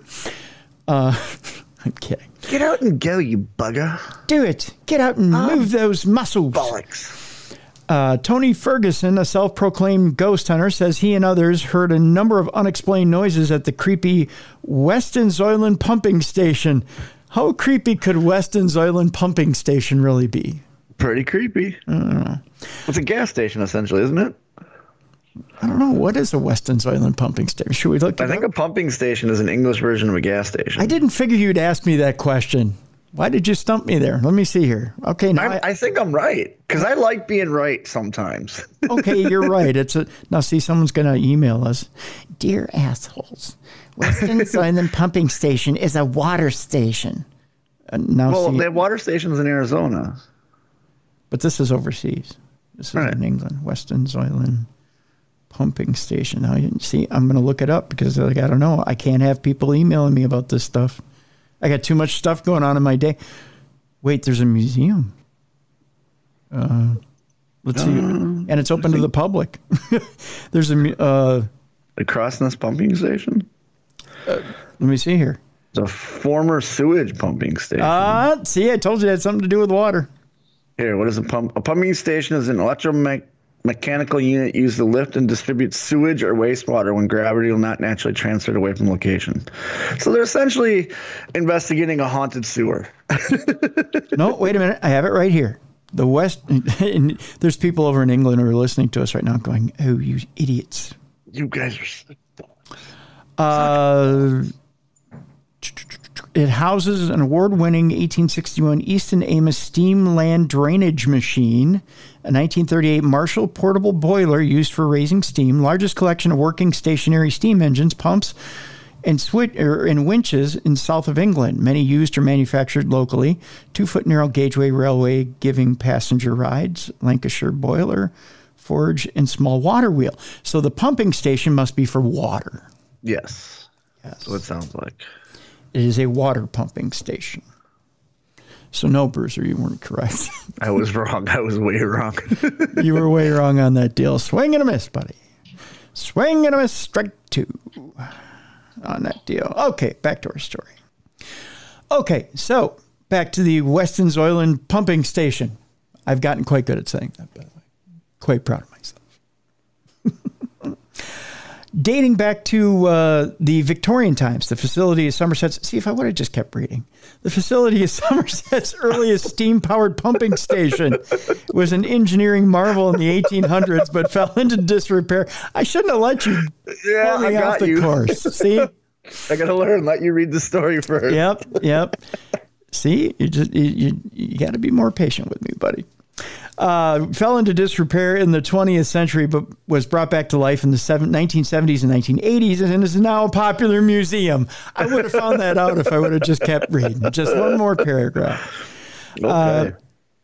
However, many people think the old buildings are haunted, and Mr. Ferguson, a TikTok ghost whisperer from the New Forest, visited the site at night around 2 months ago to investigate. He says he has visited hundreds of supposedly haunted sites across the UK and documents evidence of things that can't be explained. I see. However, after his recent visit to Weston Zoyland, experienced ghost hunter Mr. Ferguson revealed to Somerset Live that the pumping station is among his top 10 best paranormal places to visit. He said the group heard several disembodied voices as well as hissing footsteps and other unexplained sounds, leaving those present on edge. It all kicked off from the moment we got together, according to Mr. Ferguson. That's a direct quote from him. He says most of the reported activity happened in an old house next to the main pumping station. He said it's a very old house and is known to be haunted. And I know a gentleman that works there that he has heard strange things in the museum and in the house. The house in particular feels very creepy.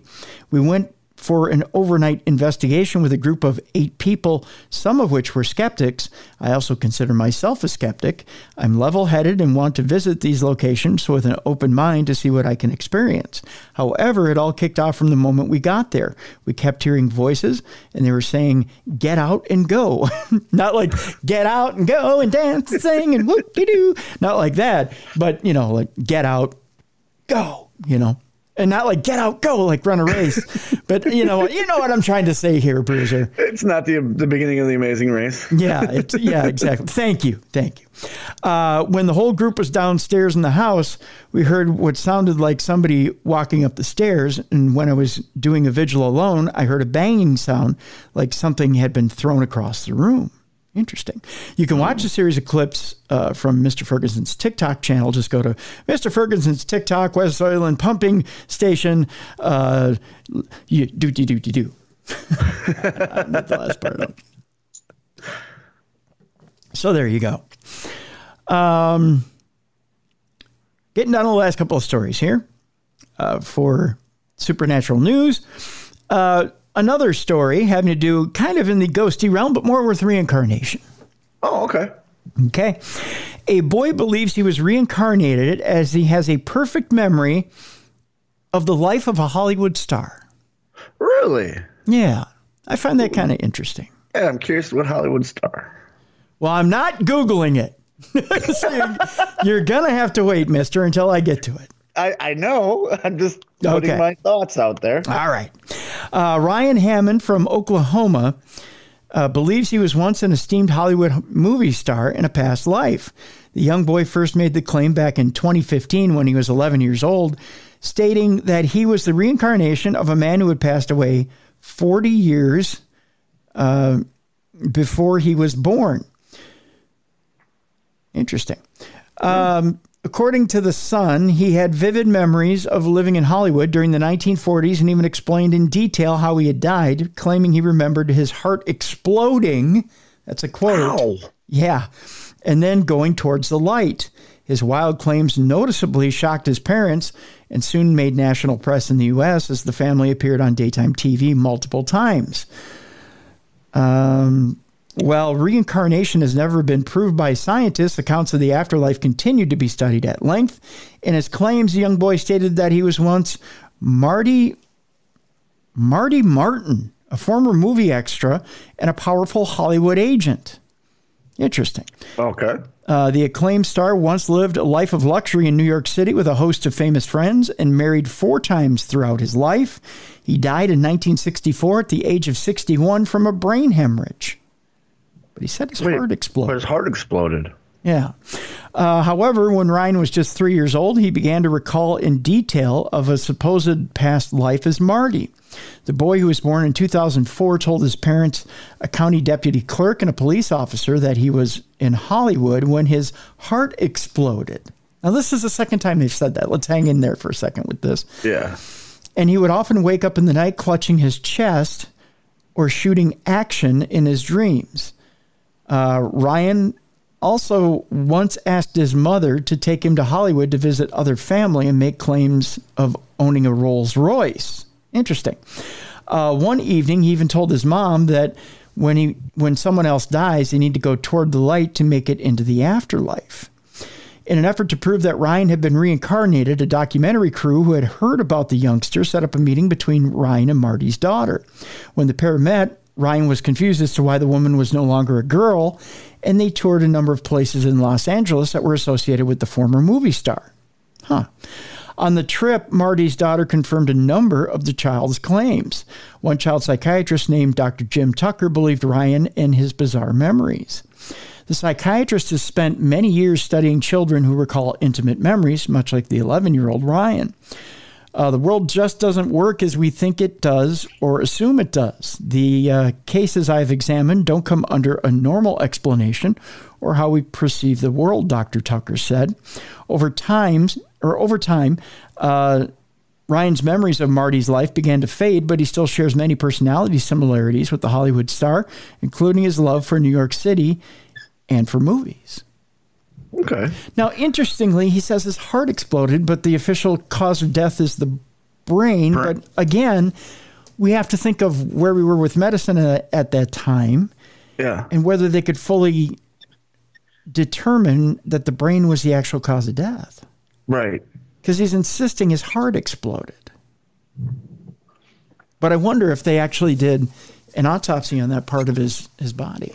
Normally, in those situations, they might not had to. Or they might have been just obsessed with the fact that they thought it was definitely the brain. And right. They could have been, it was a brain aneurysm. Right. On top of that, or related to that, a baby in the womb saves the life of its twin sister. I've heard of this. I've heard of cases like this. Yeah, which is kind of a touching story here as we are in the holiday season. I like kind of the touching stories in the holiday season, that's for sure. Yeah. Most people know that twins have a special bond, and many have similar interests and thoughts and can even finish each other's sentences. But when does that connection begin? Well, perhaps at birth, or as a video of two newborn twins reaching to hold each other's hand show. But the bond might start even earlier, maybe even in the womb. And one pair of twins might have proven that. Leah McBride of Texas was just 31 weeks and 5 days into her pregnancy when something went wrong. One of her twins' heart rates became unstable, forcing doctors to have to deliver them early. Well, the little girl with the heart issue, her name is Poppy, though premature and just 1 pound and 11 ounces, was healthy, but her sister Winnie, who actually weighed 3 pounds, 8 ounces, was not. She had underdeveloped lungs and had to be rushed to the ICU, where she was successfully treated. However, had the delivery not happened when it did, the outcome would have been tragically different. Leah explained, "Our doctors told us, I think your tiny twin saved her sister's life. Poppy's heart rate had been all over the place, so they had to deliver, but when she was born, she was completely fine. They think she was sending out distress signals because she knew her sister wouldn't survive if they weren't delivered then." Wow. Yeah. That's amazing. That's a miracle is what that is. Yeah. These days, the kids are 3 and seem to be continuing the roles and connection they showed at birth, Leah revealed. Even now, Poppy takes care of Winnie, though she is much smaller. They are as smart as can be. Winnie is smarter than average. She can read books from memory at 3, and I tried to move their beds apart recently, and they weren't having it. They're so close. That's a really cool story. Yeah, it is. Yeah. So there you go. They're going to be the first superheroes because they're twins and have this connection. Yeah, exactly. I love stories like that. So I do too. It's that time before we get to the last 2 stories, which have to do with animals on our show. Okay. It's time for us to talk about our own psychic animal, Ziggy Starpup. Now, this week was admittedly a little rough for Ziggy. It was. For Ziggy's picks. We're going to run them down real quick for this week. This week was a weird week, Bruiser. And I'll tell you, I got a theory right off the bat. You know what? I like your theory. Your theory. Conspiracy theory. This is my conspiracy theory as we get later and later in the season. We either have a problem. We have a problem of, and I'm going deep conspiracy theory here, the NFL is deeply rigged right down to Las Vegas. They're running this thing right with Vegas, right with the bookies, and trying to make a major amount of money here. Somebody's splitting money somewhere. Oh, yeah. Right? And this whole thing's predetermined, right down to who's winning the Super Bowl. I've thought that for years. Okay. The second thing being that there is no more distinction between elite talent and bottom of the barrel. It's all on the same level. Yeah. And the NFL's watered down their talent on purpose. I believe that too. I think there's no distinction anymore between the top tier of talent, the middle tier of talent, and the bottom tier of talent. I agree. And that's I think they're all equal. And because the NFL wants you to watch these type of games. This week proved they want you to watch the overtimes, the comebacks, the underdog story. They want you to watch that. That's good TV. But that's sad because there's no such thing as good football anymore. That's true. There's not and what we qualify as a great game isn't a great game anymore. Right. Case in point, I'm going to point at my own Minnesota Vikings. They're comparing it to the Houston Oilers Buffalo Bills playoff game. Yes. Which was a great game. Yes. Those were two great playoff teams that went at it. Mm-hmm. And they went at it. Yeah. Those were two decent, or if not great, defenses that tried to stop each other. What you saw on Saturday was not two great defenses that were stopping each other. God, no. Those were not. That was one offense that hasn't proved itself quite yet this year with great talent that has yet to prove itself this year. Yeah. That went up against a defense that's pathetic.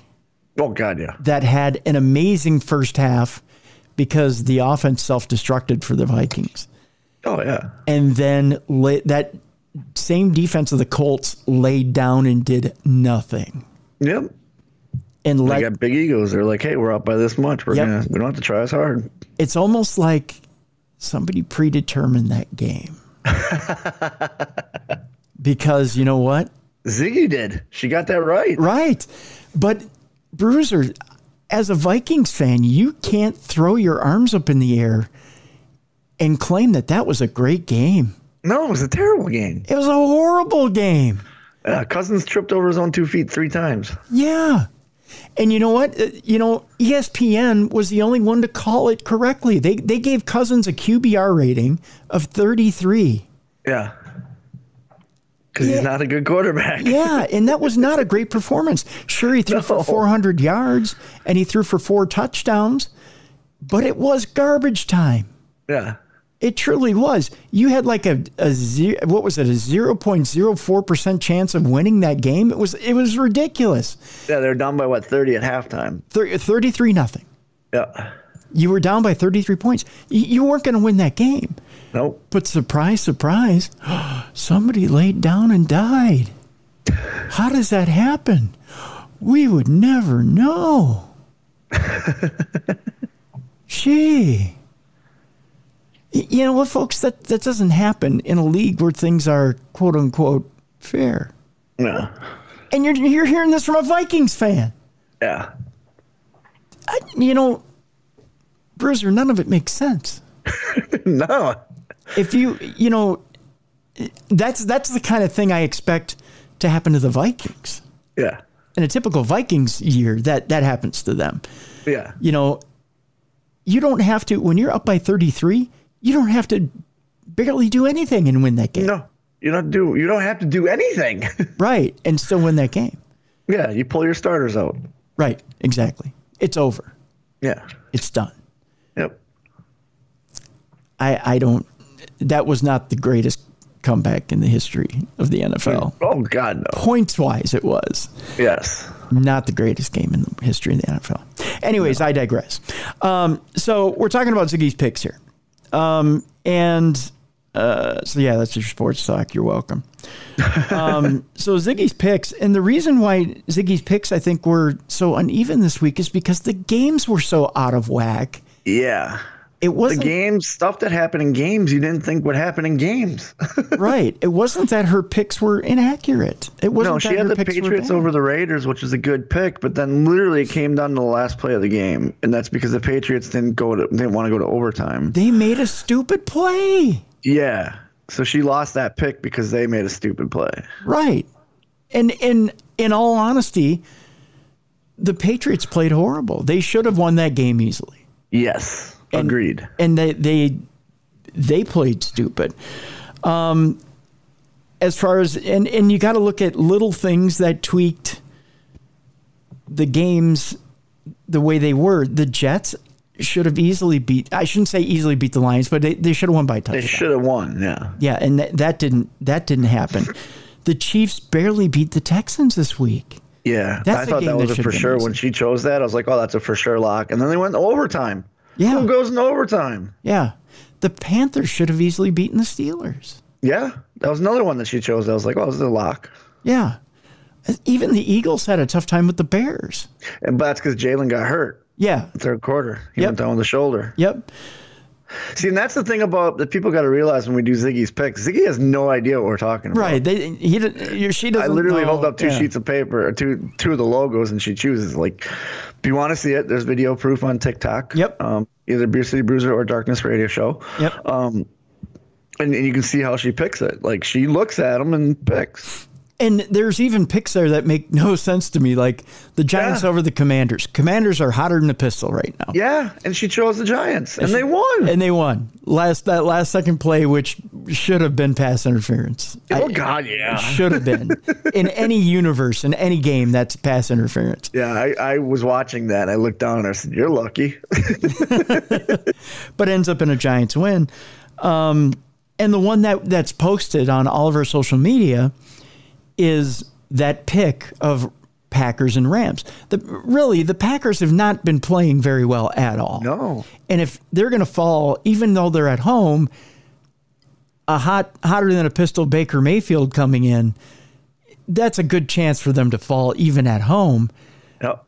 Where really they haven't been playing the best lately too. No. But if they're going to fall, yeah, maybe the Rams are it because they are pretty hot right now. They took care of business. Yeah, she chose that one right on the head. Yeah. So that's the one that's posted on there. And you look, she has a confusion. She doesn't know which way to go. Yeah, exactly. And then she chooses Packers last second. Exactly. So, yeah, it just, there were some anomalies in there that, you would just think, well, She was 8-8 on the week, so that makes her 15-13 on the season for the last two that she's chose. Okay, so she's picked the last 2 weeks. She is 15-13, so she's 2 games over 500. That's pretty damn good. That's pretty damn good for a dog. Yeah, right. I think I don't even think me personally. I don't think I'm 2 games over 500 picking that. I pick on Bleacher Report. I don't think I'm. Well, I think this next time when we do the picks, I'm going to pick 2. So I'm going to put mine versus Ziggy picks. Let's do that. You pick, I'll pick Ziggy picks. Yeah. And I'll post all 3. Because you and I have knowledge. Like, we can do research. She's just picking the way Ziggy picks. So. Yeah. Let's do that. Let's do that. So let's give people an idea of we'll just run down the games real quick. We're not going to pick on the air, Bruiser. I'm just going to give people an idea of what the games are this week. And go to darknessradioshow.com and I'll post up there what our picks are. Yeah. Okay. So people can get an idea. Thursday's game is again, a team that is smoking hot right now for some reason against a team that's cooling down a little bit. Jaguars versus the Jets. Yeah. There's games on Christmas Eve this year. The Falcons are taking on the Ravens. That's that one I don't know how you call, but the I don't know either. Ravens are at home. Lions are taking on the Panthers. The Lions are smoking hot right now. Yep. Against the Panthers team that you don't know how to call either way. The Bills and the Bears. Yeah, which way is that going to go? And it's in Chicago. Yeah. Yeah. So that's an interesting one. 11-3 versus 3-11. The Saints and the Browns. It's in Cleveland, and you've got number 2 back. So, that's an interesting one. Seahawks are taking on the Chiefs. Which would be a great game. It should be a great game. And it's in Arrowhead. So then we, let me see here. Then we go to, no. We're still on Christmas Eve. The Giants take on my Vikings at US Bank Stadium. And you don't know which way that's going to go. You can't predict that one. Nope. You just can't. This looks like a gotcha game to me. Yeah. It really does. Yeah. I'm convinced the Vikings are probably only going to go. They've got the Giants, Chicago, and Green Bay left. Yeah. And honestly, I think they only go 1 and 2 for and I don't know which ones are the gotcha games. It's going to be one of them. Yeah, they're only going to win one out of those next 3, and I don't know which one is the one they win. Yeah, but there's 2 losses in there because they got to go to Lambeau. Yep, and I don't feel good about that game. No, and I think is the Chicago game here. Chicago's at home, isn't it? I think Chicago's here. Yeah, so they may end up. I think they may end up tripping against the Giants, and I think they probably beat Chicago. Well, we'll see. I don't know. I don't feel good. If they could go 2-1, and they could end up with a 4-win season, but even then, I think they slip out of the 2nd seed, and I think they go to 3. I think San Francisco ends up with the 2 seed this year. I think that's how it goes. The Bengals on Christmas Eve versus the Patriots, but it's in Foxborough. See, but that can go either way. That could go either way. Texans are at the Titans. That's in Tennessee. Commanders versus the 49ers, but it's in San Francisco. Okay, so, yeah, I know who I'm picking that game. Eagles versus Cowboys on Christmas Eve. This is the big game on Fox at 3:25. This is going to be a hell of a game, too. Look at what happened last time. It's the only loss Philadelphia has. Jalen's questionable. Yeah, he's questionable. I think he'll play. But, yeah, he's questionable. Yeah, sprained shoulder. And the nightcap is the Raiders at the Steelers in Pittsburgh. That's another fine game. It's not going to be a great game, but it'll be a good game. Christmas Day, this one, boy, you ought to be scared, buddy. Packers at Dolphins. Oh, God, yeah. That and the Packers have to win out in order to make the playoffs. Yeah, I don't think they're making playoffs this year. They need help. Yeah, oh, yeah. Lions have to lose on Christmas Eve. Yeah. Yeah. Broncos at the Rams. That's a decent game, yeah. 2 middle-of-the-road teams. 2 4-10 teams. That's going to be a tough one because the Rams are at home. I think the Rams win that one. Buccaneers at Cardinals. Oof.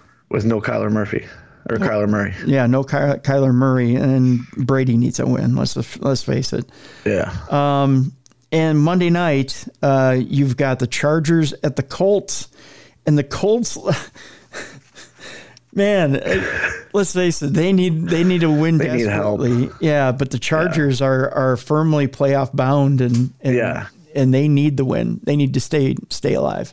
Yeah, in the playoff race. So I think that one's pretty obvious, but. We'll see who does better, me, you, or Ziggy. Yeah, we'll find out this next week. So that's Ziggy's pick. So again, you can check out Ziggy's picks either on Bruiser social media, or you can come to darknessradioshow.com. Ziggy's got her own tab there, Ziggy's picks, and see all 3 of our picks. But Ziggy's rolling on, and again, close circuit to our sales team. I know it's a holiday, but let's go sales team. Let's go sales team. So how many, if we do this to the end of the season, what's her record got to be before I can claim she's psychic? I think it's 70%. 70%, okay. Yeah, I think it's 70. You have to do 70% in order to be psychic on stuff like this. Okay. Yeah. And she's over 500 now, so that's good. Yeah. She's over 50%. Yeah. So, but still, I think 50%. And I've tried to look it up. I tried to Google what percentage is it considered to be a psychic animal. Yeah. Because it seems like, let's put it this way, Ziggy's getting like the. She's doing better than some of those FIFA animals. Like she did better than a hippo? Yeah. Well, the only time they work really is the tournament, right? Yeah, exactly. And they never make this many picks. No. I mean, Ziggy's done twice the amount of picks you do for a tournament. Yeah, 'cause she's a workhorse. Oh, yeah. She wants to make sure our fans are entertained, and she wants to prove she's psychic. If she were in the wrestling business, she'd be a good hand. Oh, she would. Yeah, she'd be perfect. She's working her ass off right now. Yeah, so she's good. She's easy to coach and very hard worker. That's right, and she did it on very little rest last week. Yeah, we want to point that out too. Yeah, that's right, because she got back from playing with all of her friends. That's right. So very little rest. So we commend her for stepping up last week. That's for sure. So we have let's see, we have 2 stories left. What happened to the second? Where was the other animal story? The other animal story is trying to hide on me, Bruiser. It wants to disappear. I guess I just have the one. Well, I guess I just have the one to end this week. First of all, I want to thank everybody for tuning into Supernatural News. Tomorrow's show, I'll preview it a little bit. First of all, we didn't want anybody to be alone on Christmas, so we're gonna have a little bit of a Christmas show tomorrow. We're gonna do some true paranormal Christmas stories, and then we've got old-fashioned ghost stories for Christmas. The fact of the matter is sure, it comes out on a Thursday. It's a couple days before Christmas Eve, but you've got a show you can play back on Christmas, on both Christmas Eve and Christmas Day, involving ghost stories. And we'll be able to, you'll be able to not read. What am I? I'll be reading. We'll have different people reading those ghost stories for you. We want you to be able to listen to those ghost stories on Christmas Eve or Christmas Day. It seems like the tradition of reading ghost stories, or that's what I meant to say, or listening to ghost stories on Christmas has gone by the wayside quite a bit, especially in the last few decades. So it used to be a big thing back in the day. Yeah. So in order to bring them back, we have some stories from the late 1800s, early 1900s that I've kind of drubbed up, and we'll feature them here on the show on tomorrow's episode, so that we'll have that as well. And we have some true paranormal stories that we'll feature as well tomorrow. So that'll be tomorrow's program. So you'll have that around for Christmas. It's our Christmas gift to you. So that's what we're doing tomorrow. All right. This last story, animal story, could be dumb crime, stupid criminals, but unusual that it's an animal that's gone wild. Ooh. Over the Christmas holiday. In a good way gone wild? Like Girls Gone Wild type gone wild? Well, I don't know that an animal goes wild that way. It's just that emus have gone nuts in Australia. Emus are nuts no matter what. They don't know if they're ostriches or chickens. Oh, true. But I don't know that they frequent bars. Well, they might. It's Australia. But if these emus ever want to come back to this bar, they can't. They've been banned, Bruiser. They kicked them out and banned them, huh? They've been banned for wreaking havoc. There's havoc-wreaking emus wreaking havoc in an Australian town. I've never gone to a bar and just seen an emu sitting there having a beer. Neither have I. Oh, it'd be nice to see, though. Yeah. In an Australian outback town with a population that varies between 10 and 20 people, no cheeky emus. That's a great band name, too, the Cheeky Emus. Yes, it is. 2 cheeky emus. I like how it's a town of 10 to 20 people. They don't even know how many people currently live there. Right. I don't know. Mine, 10 to 20. 2 cheeky emus have made quite the name for themselves. Now they're multiplying. Yeah. Well, yeah, when you get 2, so you get together. Yeah, they've had a few beers. Yeah. Kevin and Carol have been made famous in, is it Yarika? Yarika. Since their hatching about 4 years ago, but became international stars in 2020 when word got around the globe that the Cheeky Emus, I love that name for a band, had hilariously been banned from the local pub. The reason, while they were naughty and disruptive, Their poo also made quite a mess. Oh, so they're just laying it down at the bar. They probably, like other patrons, saw it and said, "Oh, it's that type of establishment. Okay." Yep, it's a shitty bar. We're going to leave our shit here. Just going to pull my pants down and take a shit off this bar stool. That's right. Wow. Yarika local Leanne Burns said, like a duck times 50, while describing what it was like to have the emus there. They were just laying it down. Yeah. Yeah. Speaking to news.com.au, Byrne explained how she had helped hatch the chicks with an electric blanket. Aw. Very sweet. Yeah. After probably, you know what it was? They didn't tip their server. Oh, that was, yeah. Yeah, they're a bunch of cheapskates. Well, they always tip your server. Oh, you said cheapskates. I see what you did there. Cheap. They helped hatch the chicks with an electric blanket after friends found 9 eggs in scrub while they were moving. Unfortunately, most of Kevin and Carol's siblings passed. Oh. But they're the hardy ones.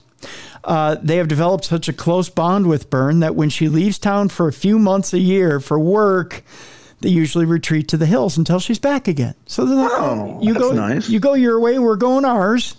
We're going to go get drunk first, then we're going to go to the hills. Yeah, and we'll come back. We'll meet each other in the spring or whenever you come back. But on Byrne's return to town this year, Kevin and Carol remained aloof. See, Kevin and Carol, they were like, see, you left us. Yeah. We're not happy. Yeah. Right? It's a big personality change for the pair who are known to steal toast and drink tourist tea in the local caravan park. Kevin and Carol just don't give 2 Fs, if you know what I mean. Kevin and Carol run that town, and they know it. That's their town. They'll steal the change out of the console in your car, Byrne added. They're quite cheeky. They're bullies. They need money. They're bullies. How should they be expected to get a job? They're celebrities. The celebrities have jobs. Well, yeah, I guess. But you know, there's 10 to 20 people there. I'm sure they could do something. They're celebrity emus. They could like offer rides. Emu rides? Yeah, why not? I guess. The difference is, it says here, Kevin and Carol are now responsible parents. Oh, they've been spotted with chicks. Baby. Okay. Yeah, they got babies. So here's the deal. Oh, wait, do they have babies with each other? Aren't they? I don't think it works that way in the animal kingdom there, Tim. Aren't they brother and sister?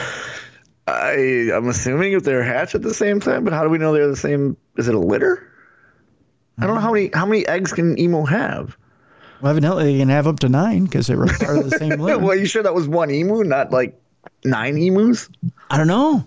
That's what I'm asking. I mean, is there emu incest going on? By the way, that's the name of their album. Cheeky Emus and Emu Incest. Coming out this fall. Right next to the Cruiser and Bruiser Christmas album. You'll have to Columbia House. Yeah, you have to take either or as the album of the month from Columbia House. Emu Incest. Emu Incest. I think, yeah, Kevin and Carol are a little backwards now. I think that's why they're stealing change. It's either for that or meth.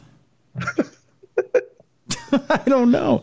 I didn't give myself one of these. Wait. There we go. Yeah. I put it up and it brings up Eastern Michigan University. That's because that's the abbreviation. I put emu incest and the first 4 stories are about Eastern Michigan University. Yeah. And I'm putting my phone down. Yeah, but it's a stellar university, kids. Still send your kids to Eastern Michigan University. Really, there's really not sex. Send them both. They'll get, not only do they get a degree, but you get grandkids out of it. They might just have 3 noses.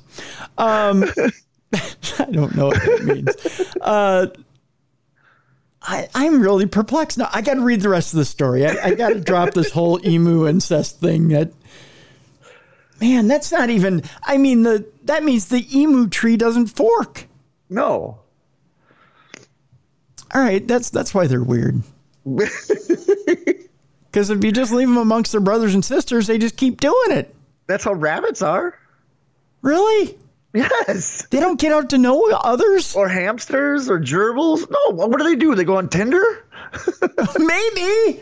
I don't know. I don't go on Tinder. I don't know if there's hamsters and... Like, I'm sure emus on farms, they crossbreed, but if they're in the wild, I mean... They don't go off and look for other emus? These are the only 2 emus in the town of 20. It's not like there's a lot of emus walking around for them. Well, you figured maybe somebody in the town would go find another emu for him. No, it's a town of 10 to 20. How much incest is going on there, do you think? Well, if you're in a town of 20, how much commerce is there? They have plenty to, I mean, you're just lazing off all day. I mean, go find them an emu. Oh my God. Maybe they didn't want them to breed. And now that they bred, they're like, oh, man. Well, then get them a pamphlet. Tell them, get them a rubber. Get them something to not breed again with each other. I am really perplexed here. You are. This is really bugging you. I am, because now you got little one-eyed emu babies running around. One-winged, one-eyed purple people eater emu babies. I don't know. Emus are not attractive. Like I said, they don't know if they're chickens or ostriches. Well, you know why? Because they're breeding with each other. Exactly. They're the deliverance of the animal kingdom, okay? It might have been an ostrich and a chicken getting it on, and then that's how they were formed. And then from there you go. There you go. Brothers and sisters banging each other. And they could be distant cousins. But you know what? Their little oil helps with your arthritic joints. So See? Look at that. Yeah, so we get something out of it. Yeah. Good incestual oil. Ah, don't put it that way. Now I can't use it on my joints. Oh, brother, we're out though. Oh, no. I'm on top of you. Oh, no. No, Bruiser. No. Bad Bruiser. Good God. Oh. All right. Now I can't. You were really bothered by emu incest. I am. We don't know that they're related, though. It could have been a different emu. It says right here that the same litter, the same eggs. They hatched, and then before you know it, they're going off in the hills and I don't know, doing what you do in the hills. All right, I should finish this story. The difference is Kevin and Carol are now, I don't know what responsible parents would be the words I'd use, but they used it in the story. They've been spotted with chicks. Some gentlemen were cutting some wood, if that's what you want to call it, and they came up behind them and tapped them on the shoulder and said hi instead of their first appearance back in town. They have been difficult to locate since, probably because they're ashamed of what they've done. A lot of townsfolk ring me straight away and say, I think Kevin and Carol are down near the dump.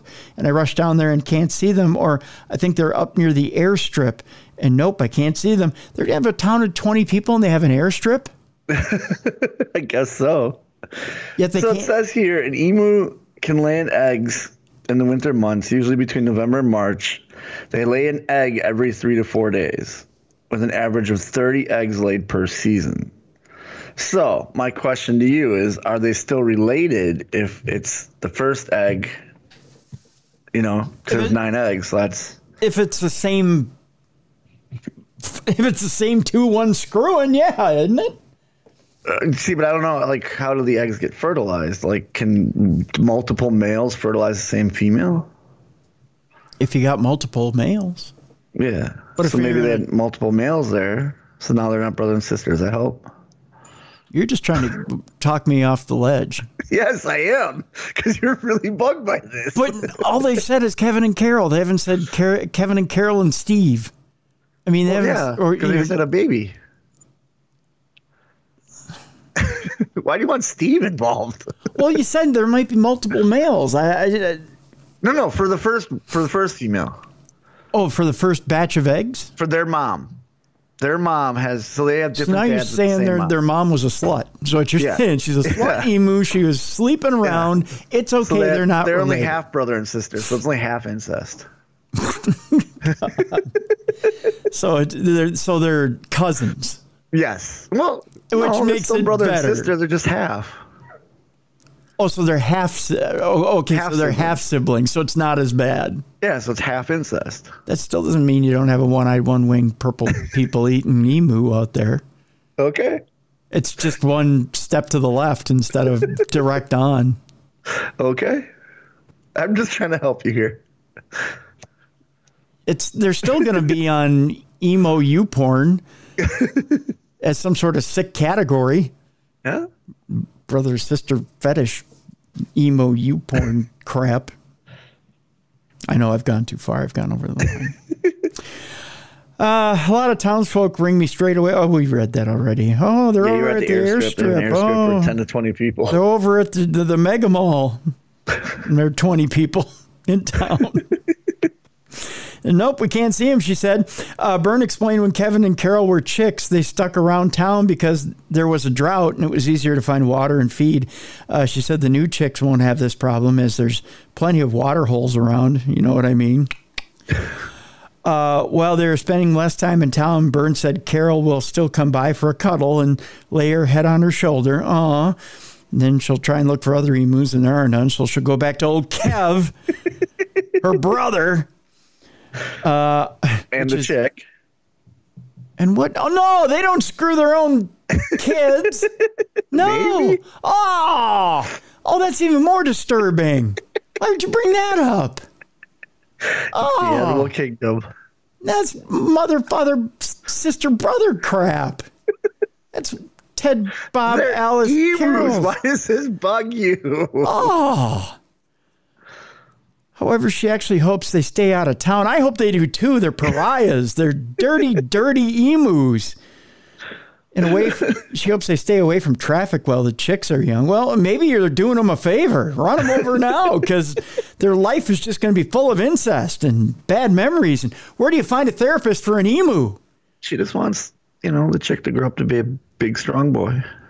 I bet. So he can break in mama again. I don't know. God, it's horrible. What a horrible, terrible, incestual life he'll lead. And why are you emu shaming? God, look at the life he has to look forward to, that poor chick. He's an emu. What kind of life do you want him to have?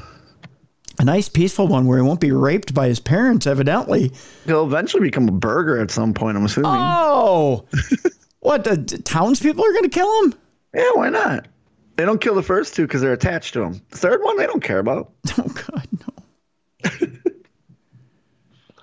no. Well, we wish Kevin and Carol good luck in their future.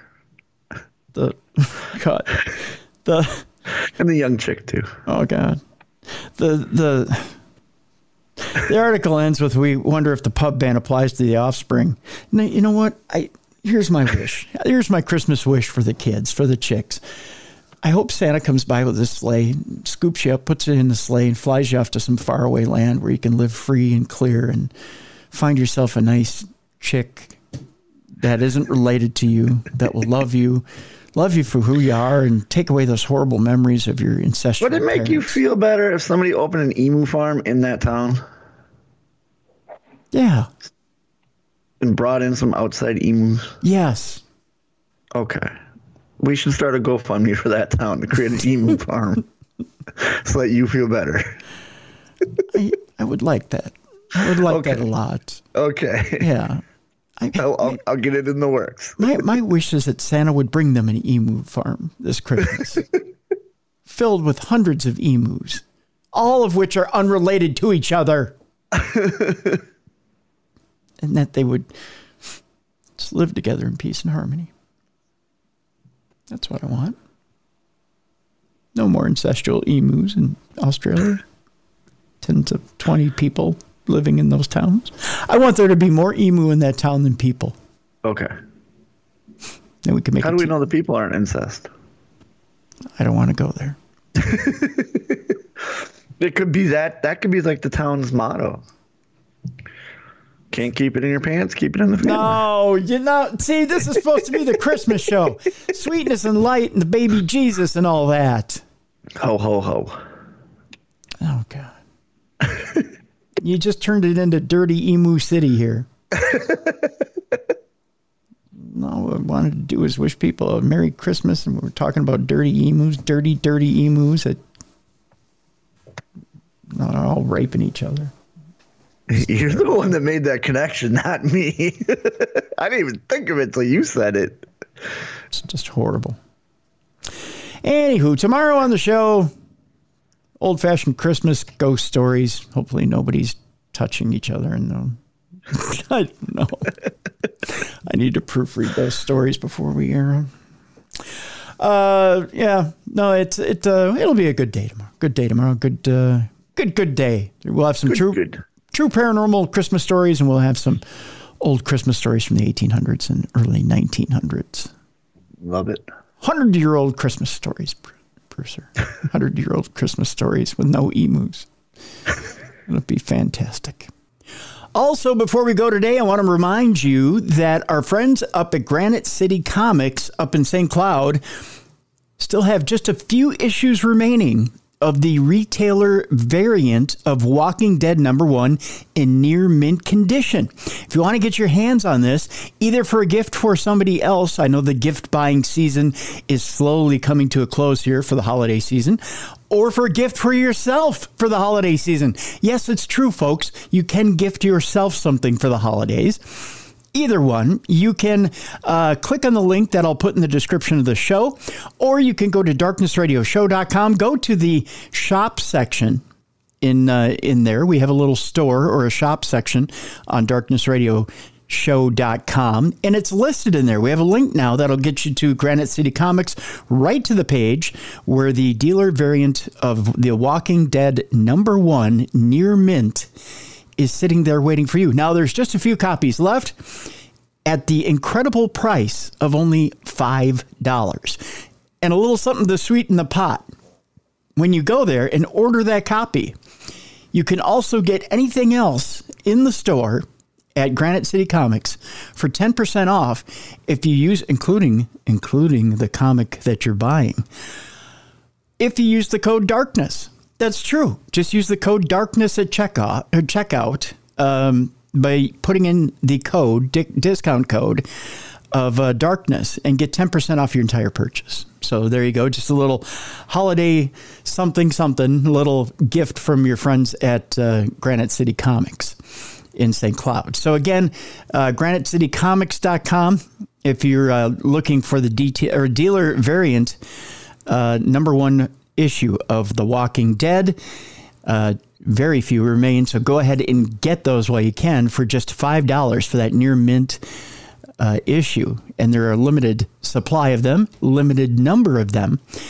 And while you're in there, for 10% off your entire purchase, just put in the discount code DARKNESS.